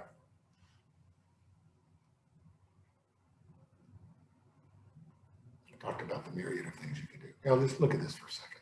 Now, this is New York State, by the way. This isn't New York City. New York City is better than New York State because New York State has a bunch of people out in the country that they couldn't, that the virus finds it harder to jump to. Let's put it that way. So you've got 20% of the people that have antibodies, and we've already talked about antibodies, and I can't wait to tell you something that one of the CNN anchors said that just showed you how just bloody ignorant everybody is about this. Let me just tell you what she said now real quick. In England, they measured people early in the summer and there were 6.6% of the people that had antibodies. And then later in the summer, they measured people again and there were only 4.4 or 3.8% that had it. In other words, the antibody prevalence had decreased at that time. And she said, well, there you go. That proves the foolishness of herd immunity. She actually said that. And I looked her up. She was a journalism major or communications or something. And she just has no clue. If the antibody is dropping in a community, it means that the virus is less prevalent than it was before. Antibodies are molecules. They have a half-life. The T cells live longer than the antibody molecules. So do the memory B cells. You can't rely on the antibody count. It doesn't tell you anything about how protected someone is. Okay. Now, here's New York. New York had a horrible time with this thing. And this is by the PCR test, and this is test positivity. New, I hate that word new, because of course half of them are from 4 months ago, but it says daily test positivity. Look at this. It was 40% at the height of the pandemic, and yes, it was a horrible pandemic at that time. But since then, positivity has been close to zero. Not zero, but close to zero. Way down there. What is that, 2%? Yeah, there's 5%. This thing's down at 1 or 2%. Okay. And look, it's constant. Now, it is going to go up a little in the winter. It's supposed to do that. It's seasonal. Sorry, I'm getting punchy about this and getting upset, but I keep thinking of all these doctors that won't explain this to people. And it's people are suffering because of it, and they're dying because of it. All right. So, I mean, this is New York State. If it was New York City, it would even be lower. Does New York City have herd immunity already? I'm telling you, they do. They've got the 20% of people who had antibodies at this time. They've got the 30% of the American population that has immunity in place. And over the course of these months, this is June 1st here when it was over. July, August, September, October, more people got protected during that time. So they were 50% when this was done, and I think it was done on May 2nd. Oh my God, on May 2nd is when this 20% had antibodies. At that time, if 30% had immunity in place, like we think, they had 50% on May 2nd. And then they went through this, and a few more people got it, and then here's May 1st. Right here, there was still a little bit of action happening. So more people got it, if you will, got protected from it, exposed to it, and recovered, or not, but a lot of people recovered. So I would say they probably have 60, 65, 70% now, I'm guessing, but it's more than 50%, I guarantee you that. And at 60%, some of the experts say that's when it starts happening. Okay. And one of the major experts, I don't even want to tell you who he is, it's so embarrassing. In September it was, it's just incredible that this person would say something like this. Someone asked him why people aren't getting sick and dying in New York anymore. He said they've become really good at social distancing. That's what he said in September. Now, how could somebody be that obtuse? It's the leader of the pack. I mean, they had herd immunity at that time. And this is when Wisconsin, I think it was getting crushed by it, because I've said 100 times, the thing was in the Northeast first, it went to the South. That's when they got their first wave, later than the Northeast, because they're in a different climate zone. And I said, this thing's gonna go up to the upper Midwest, then it's going to go to the mountain states and the plain states, and then it's going to kind of run it out of places where it's gone, and then it'll be over. Now, if you look at Wisconsin, their graph as of today, and Montana and Minnesota, all these things that are way up there in the plain states and the upper Midwest, they've already turned and are going down now. So they had their time, and it was horrible. And South Dakota, I think, is still on its way up, but I think North Dakota's turned. I mean, it's turning now in the upper Midwest, just like it went up horribly in the South and turned. Remember all that this summer about Texas and Arizona and Florida? Oh my God, it was horrible. Remember in New York at the very beginning of this thing, it was horrible. New York was by far the worst place. They don't get anything anymore. They've got herd immunity, folks. And this just absolutely blows my mind. This is on September 28th, somebody said this. This is Stanford University. I did some of my training there. Golly, embarrassing. They are saying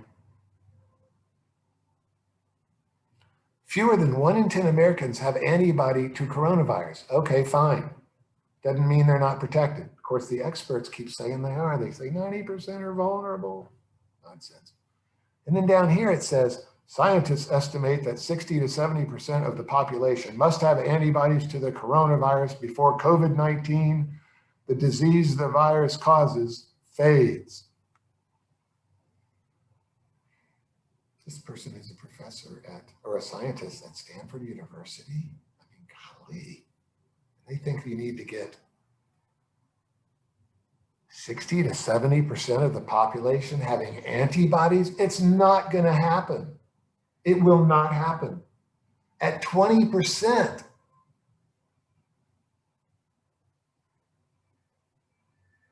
New York was already in herd immunity. I just showed you that. And now it's, that was a total of, well, let me say this. At 20% antibodies, they had 50% exposed and protected, which isn't enough for herd immunity. But by now they're way up in the 60, 70, maybe 80% area. Wherever they are, they're in herd immunity now. And these people are saying you need 70% of the population has to have antibodies. It'll never happen. Now, here's New York. Here's a bunch of other states. Is this logarithmic? Oh, yeah, sure it is. Yeah, this is the logarithmic scale. God, I can put my glasses on. I can tell you in 1 second if something's logarithmic. Okay, that's a logarithmic scale, but it tells you a lot. Let me tell you, don't be scared by that. If you look at this thing and this is the new daily COVID deaths per 100,000 people. If you look at New York here and you shoot over here to this side, it's 0.05. That's 5 100ths. Out of 100,000 people.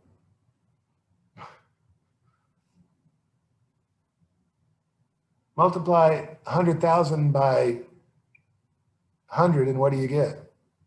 10 million. 5 people out of 10 million. That means the chance of dying from SARS-2 in New York State, this is New York State, not New York City, is about 1 in 2 million per day. And that's including nursing homes. Oh my God. It says it right here. I believe this data. It's 1 in 2 million per day. You're much more likely to die from drinking milk if it have Listeria monocytogenes in it. You could die from drinking milk.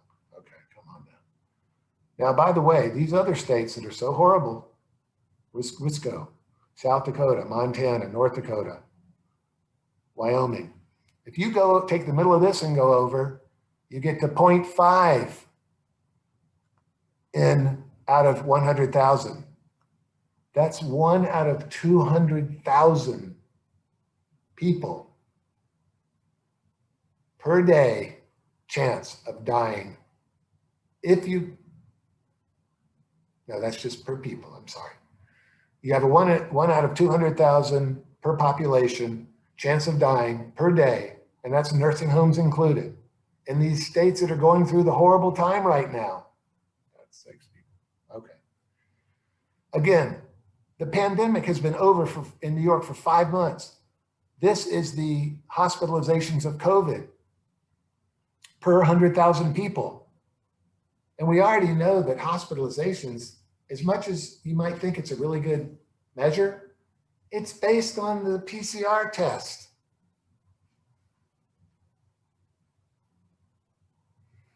Which we've already talked about is horrible.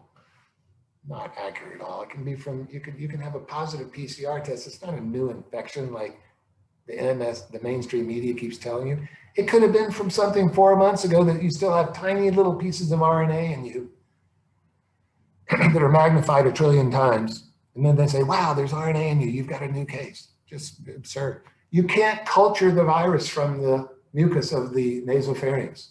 That means it can't hurt you and it can't hurt someone else that you breathe on. But anyway, look, since July 1st, no, nothing happening.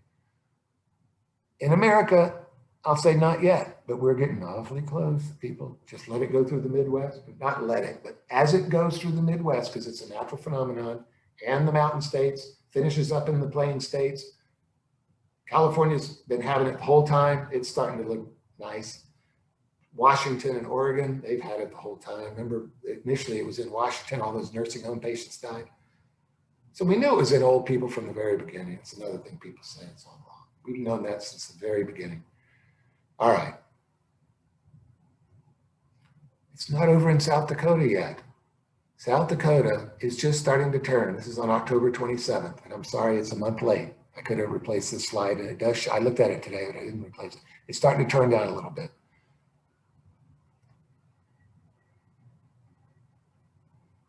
These are deaths from COVID, and this is New York State.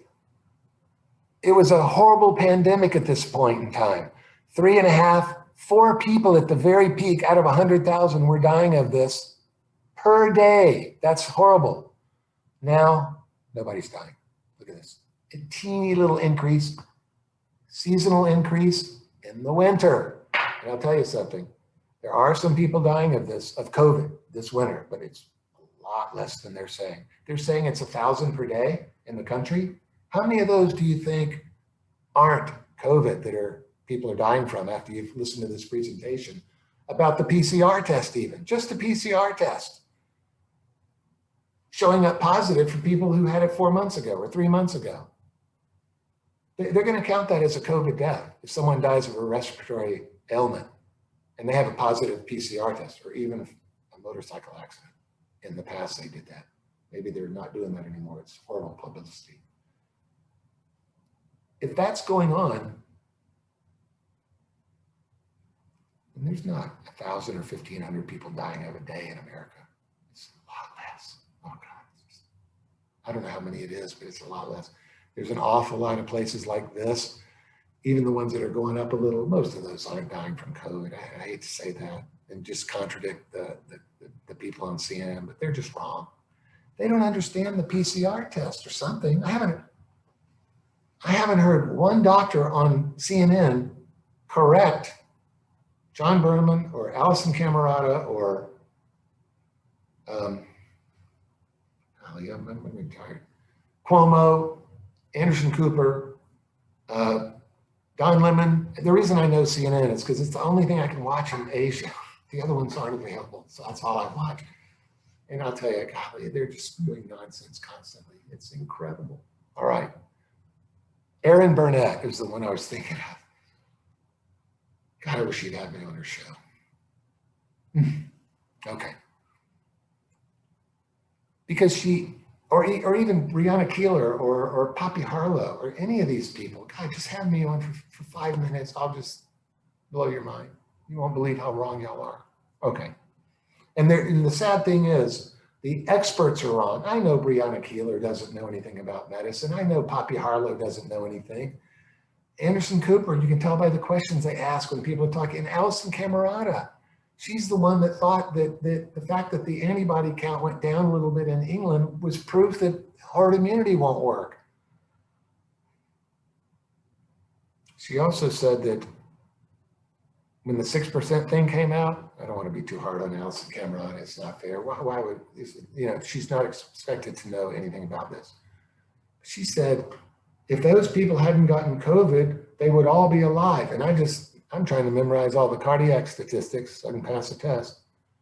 And I know that 90% of people with advanced cardiac disease die within 1 year. And she's saying all of those people could have survived if they hadn't gotten COVID. Oh my God. All right. Here's another New York one. It's just, look, it's over in New York. I mean, let me just say this about general thinking about what a second wave is. The virus permeates a society, okay? And on the way up, the virus spreads exponentially because, I get sick, I make 2 people sick. I just showed you on the chain reaction. Each one of those people will make 2 people sick, or 3. The R0 is what it's called. And you can infect maybe 4 people or 3 people per person that gets sick. Now, while they're infected. So at first, this thing spreads exponentially. And right here, it's exponential. You can see it's curving a little. Right in here somewhere, it becomes linear. It's a straight line there. So this isn't all exponential spread. It goes from exponential, right here where it's curved, like a y equals x squared graph. It's curved at the bottom and loops up. But it keeps getting more intense as it goes up, the slope. But this doesn't. This thing becomes linear. That's a straight line there. From about here to here, it's a straight line. Okay, it's linear. So it's exponential, then linear. And then here, so the slope is increasing here, then it stays the same here. It's a straight line. Remember that? Y equals mx plus b. Then the slope starts to decrease here. This is where the virus is struggling to find other people to infect. So its growth rate is slowing down. And that's why the slope starts to decrease here. Okay? Then the slope is 0 here. If you've ever taken calculus, that's how you find the maximum of a curve. You take the derivative and set it equal to 0. Golly, it's bringing back a lot of memories. All right, so where's my pointer? Okay, the slope is 0 here. So it went from very positive and increasing to a constant, to a decreasing number, and now it's 0. And then it turns negative. It's going down now. Now, why do you suppose the virus starts decreasing in deaths per day? Why does it start doing that? Or cases if they're legit? Because the virus is struggling to find vulnerable people to infect. Okay? And that's when this virus is being beaten by the herd, if you want to call it that way. Now, explain to me why this virus should all of a sudden, other than the seasonal effect, which I'll talk about in a second, yes, it will have a bump in the winter. You can almost see it happening right here. And that's October 1st. Come on, that's exactly when it should happen. It starts to get a little cold in the Northeast. But why should it go up, way up again? The deaths now, not the cases. The cases go up because they've got a terrible test to measure them. The deaths go up too because they attribute other respiratory diseases like the flu or even cardiac diseases or kidney failure or a car accident because of this crazy test, saying they have a new COVID test and they get reimbursed more. And there's a million reasons why the death numbers are way inflated. All right. People are going to kill me for saying that, but it's true. And it may not be the doctors. I don't think as a doctor, I tell you, I wouldn't write something wrong on a death report. No way I would do it. Even for money, I wouldn't do it. But somebody at an insurance company might do it. Remember, they charge that urgent care center or even a little privately owned medical center where there's billing and there's an owner and all that. They might do it, but I don't think the doctors at the urgent care center would do it. But I'll tell you something. The owner of that urgent care or the billing company charged an insurance company $10,000 for a test. And if you don't believe me, Google it. It happened. So they're trying to get some money out of this thing, believe me. So anyway, let me get off of that bent. There's no reason for this virus death graph to go up again. I hate to say it this way, but it got every vulnerable person it could there. And now it's dropping. I don't know what happened there. I think they just attributed some deaths to it once that it happened earlier or something. A little fishy, honestly, because the graph goes down like this. I don't know what this is. All right, so anyway, it goes down, and it stays 0 for a long time. And then everybody says, oh my God, there's a second wave now when it moves down south and does the same thing in Florida and Texas. Okay, doesn't make sense. It's run its course in that area. Now, in the fall, what happens? Why is there a bump in deaths in the fall? And there is a bump. It's not going to be this high. It's going to bump up maybe half as high, a third as high. Why does it happen? And I'll tell you why it happens. Some people did escape it in the fall. I mean, in the spring. Some people escaped it. They weren't protected. They're vulnerable and they escaped it. They might die in the fall. Let me tell you why. Number one, by the way, the average age of people dying of this is in some countries, it's 84 years old, 83, 82, 78. When you're 84 years old and you're like most 84-year-olds, your body's falling apart a little bit, especially your immune system and other systems. I'm 64 and I can tell you my back hurts after being in the OR all day today, a lot, and I need to go to sleep. But do you understand this? This is a situation where the virus couldn't find everyone, but it couldn't find enough people to keep going up. So it went down and it's down to 0. So the virus is dying out a little bit in New York. It can't find enough hosts to stay alive. Think of it that way. But in the winter, a couple of the people in here that did not die, and that's why the peak doesn't go up as high. It goes up a little, maybe to here, maybe to here. Those people are 6 months older. If they're not really taking care of themselves, they're sicker too. A lot of them have not been to the doctor to check their blood sugar, their blood pressure, etc. They're sicker than they were 6 months ago. And you may say, oh, come on, 6 months, get out of here. Well, 6 months doesn't matter much to someone who's 50 years old. I agree with you in their health. Not generally it doesn't, if they don't change anything. But to a guy who's 84 who may only live a year or two more, 6 months is 1/4 of the rest of their life. Believe me, you can deteriorate very rapidly when you get that age. And anyone that's had parents that are that age, my parents died much younger than that, but I've seen parents of friends and they look fairly normal in June, and then around Christmas time, you can tell they're only going to live about 6 more months or 3 more months. I remember Arnold Palmer was a bull. He was the picture of health his whole life. And near the end of his life, he really deteriorated very badly. It was real obvious. And I felt bad for him. And also, I just knew he only had about 6 more months with Arnie, you know? So people deteriorate. It's not linear is what I'm trying to say. They'll deteriorate very rapidly the last year of their life. And some of those people that survived the New York, horrible situation in New York are 6 months older. And when the seasonal bump happens, they're going to be the ones who succumb, unfortunately, but that's what's going to happen.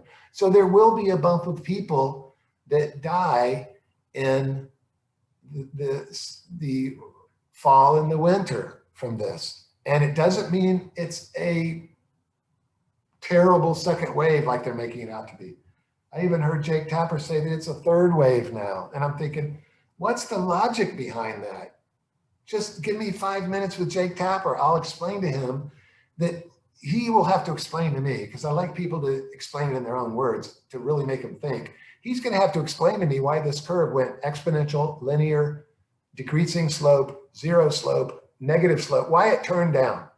Why did it do that? Why isn't it still going up? Because it ran out of people to infect. Okay. Anyway, that's it. That's what happened. And yes, you get a bump in the winter. So don't freak out because there's a little bump in the deaths. First of all, most of them aren't deaths because of COVID.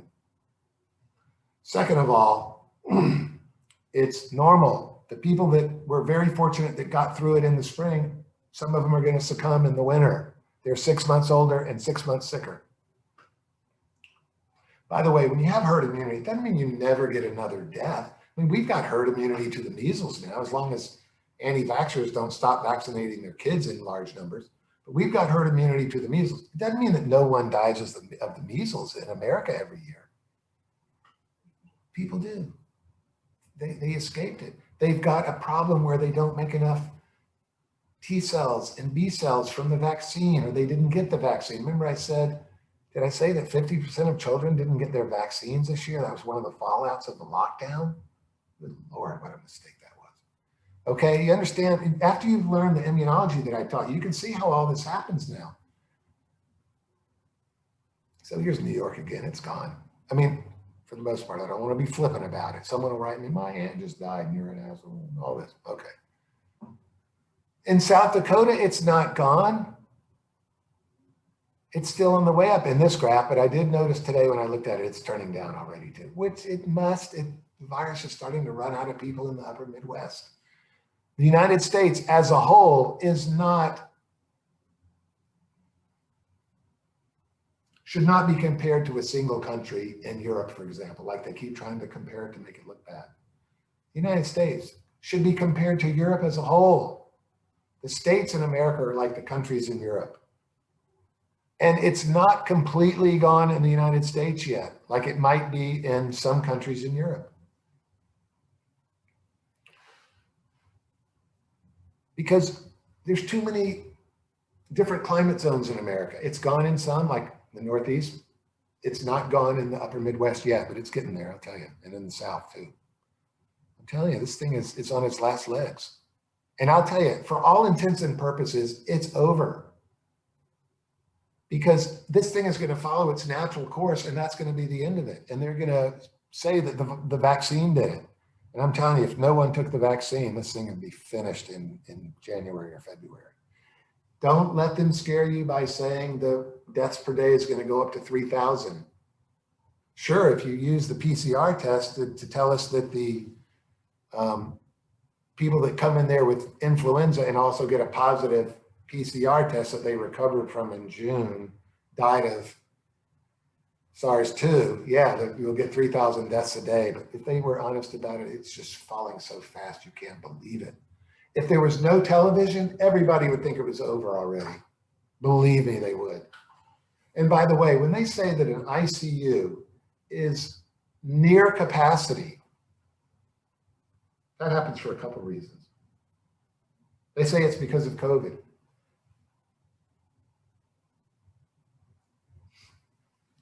That's because when you have ICUs operate at near capacity all the time, and they designate beds for different reasons.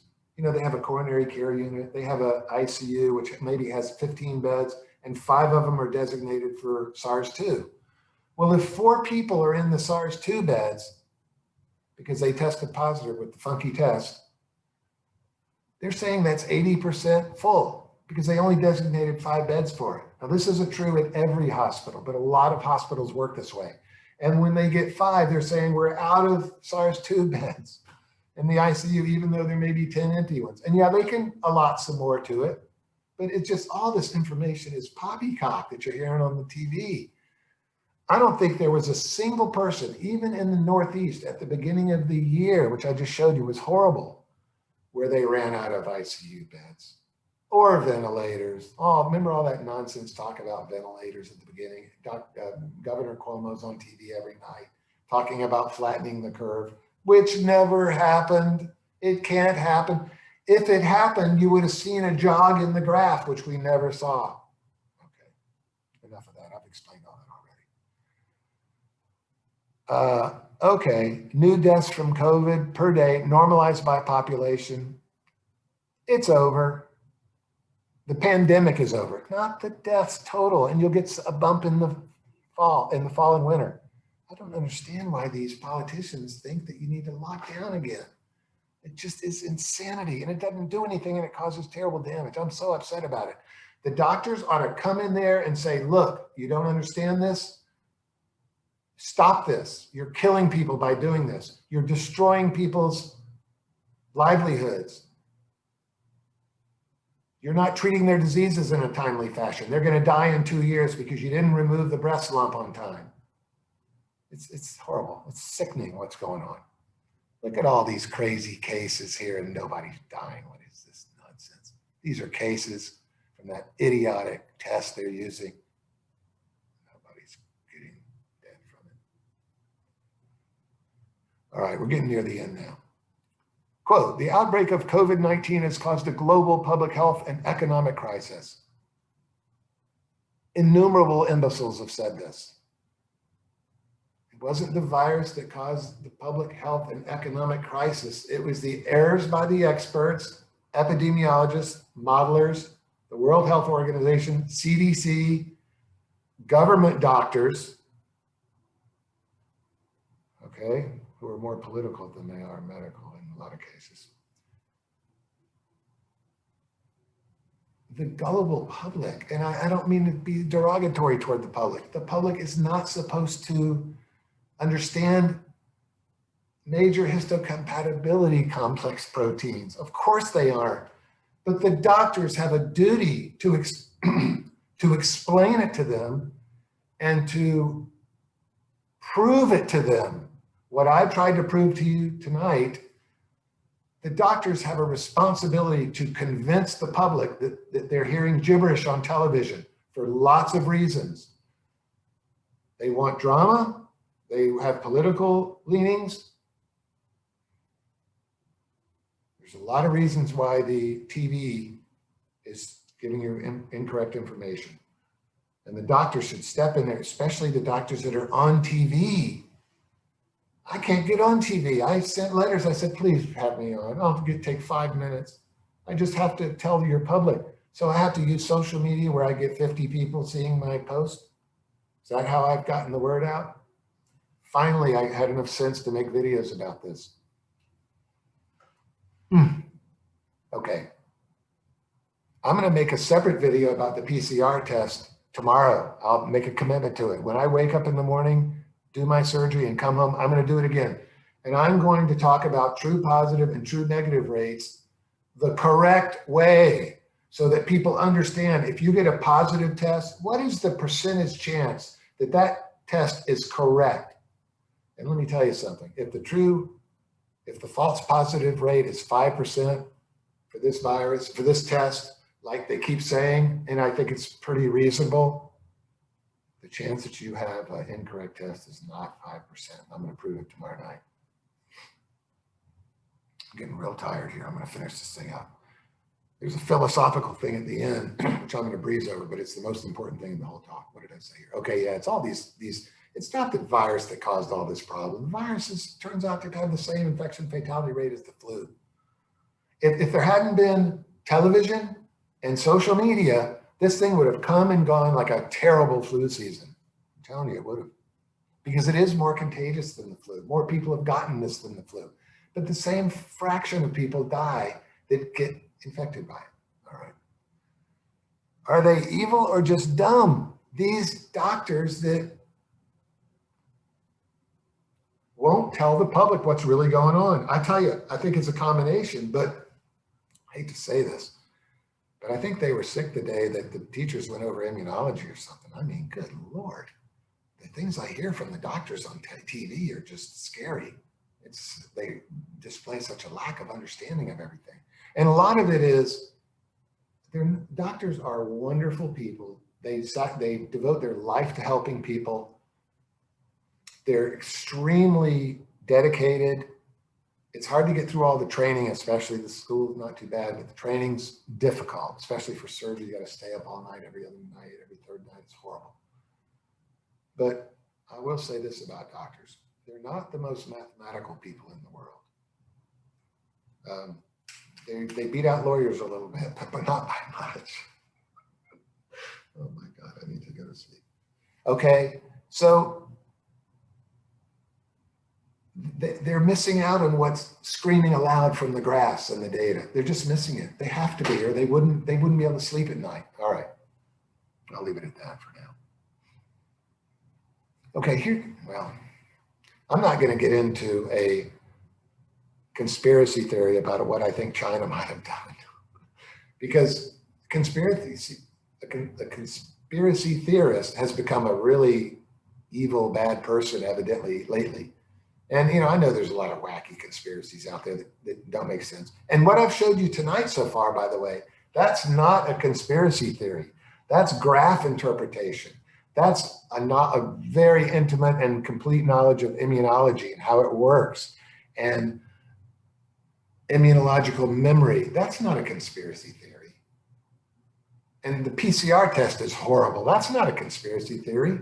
I can demonstrate that you can't culture the virus even though the messenger RNA, after it's been magnified 1 billion times, is detectable.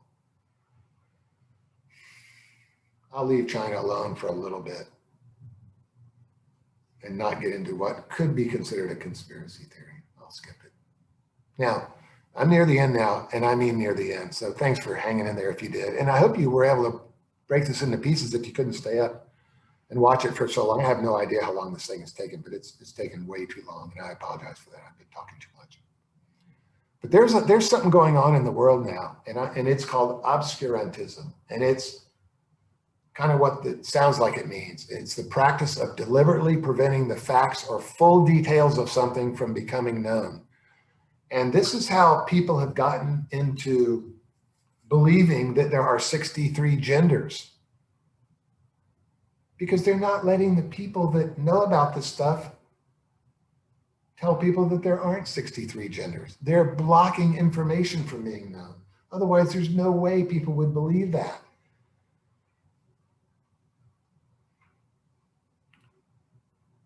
Not letting someone like me or other people on the mainstream media networks to explain what's really happening here is an example of this.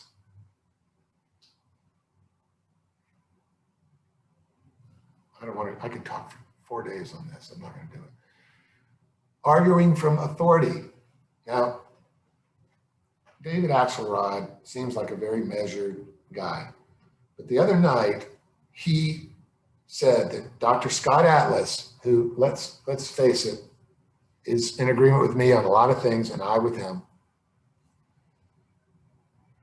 Although he said something once that bothered me, and let me just tell you what that is. He said that doing the lockdown initially was a reasonable thing to do, because we didn't know that the infection fatality rate wasn't 3 to 4% like everyone was saying. And I just explained to you from the beginning, I figured it out on half a piece of notebook paper that it wasn't 3 to 4%, that it was 0.1%. So I do fault the people, the doctors, that didn't stop to think about this and think it through a little bit. And it was too big of a mistake to make. It didn't take me hardly any effort to figure it out. And I had no one agreeing with me, zero at that time. A lot of people agree now. I love this Barrington Declaration thing that came out because it's correct too. But anyway, a lot of people have signed it, I've signed it. Okay, now listen.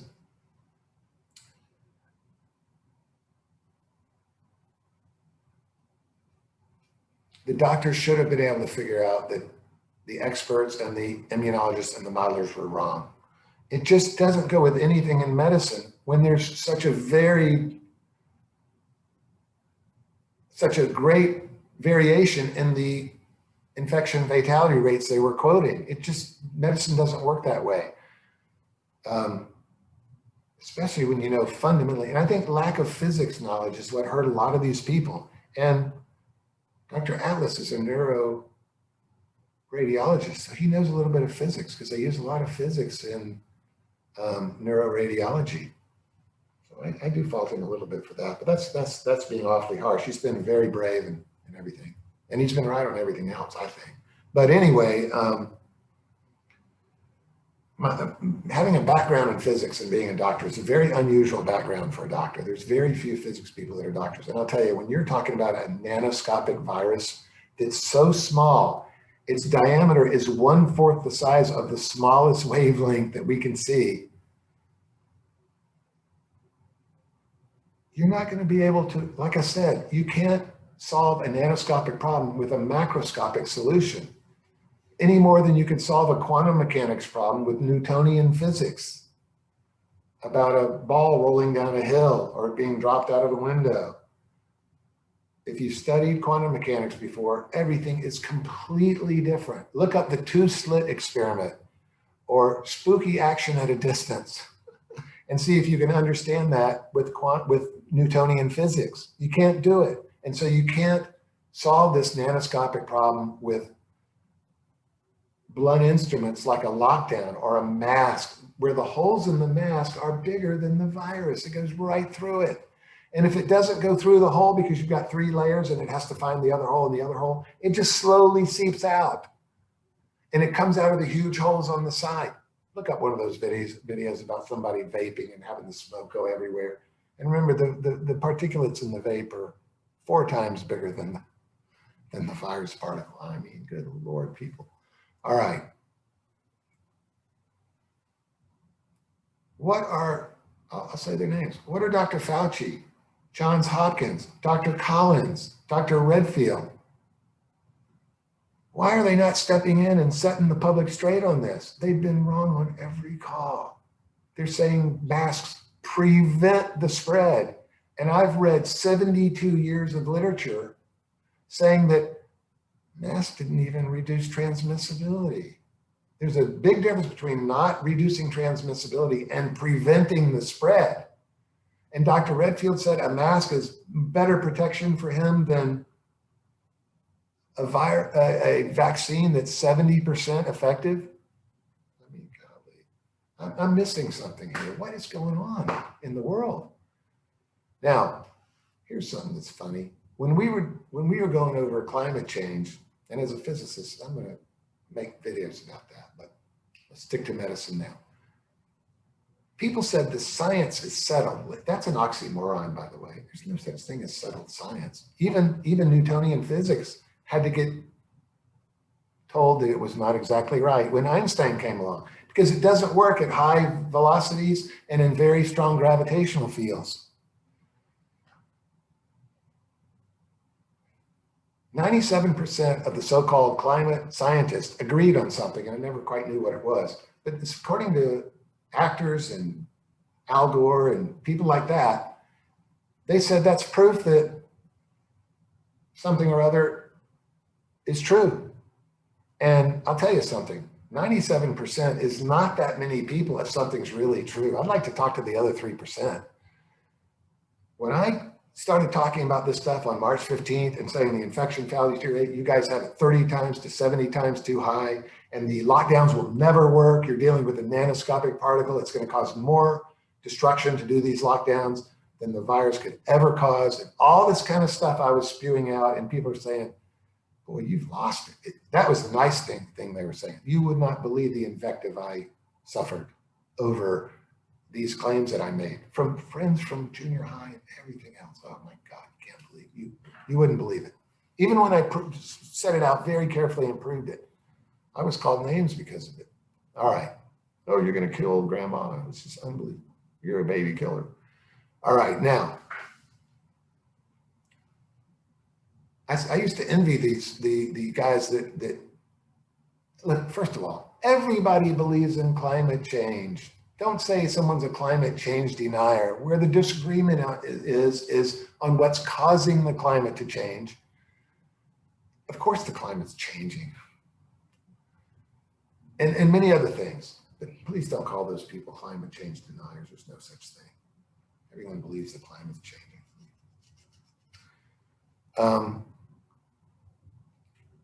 But I envied only having 97% against me. I wish, I mean, I had 99.9999999999999 against me. Okay.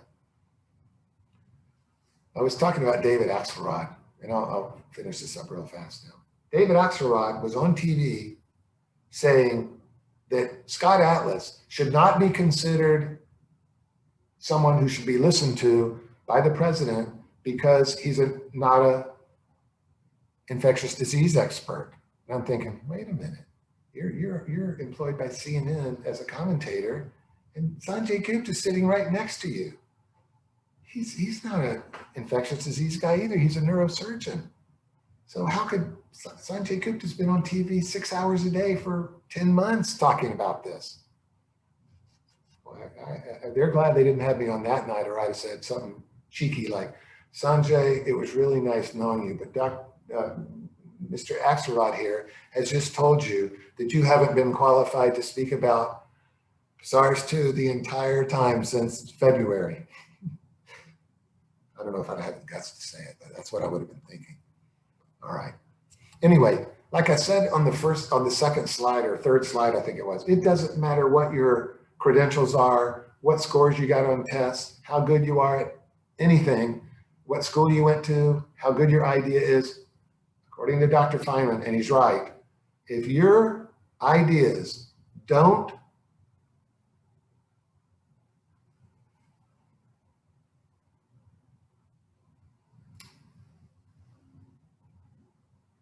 meet reality in the form of experience in the data, you're wrong. That's all there is to it. And when I look at the data from lockdowns, they didn't help.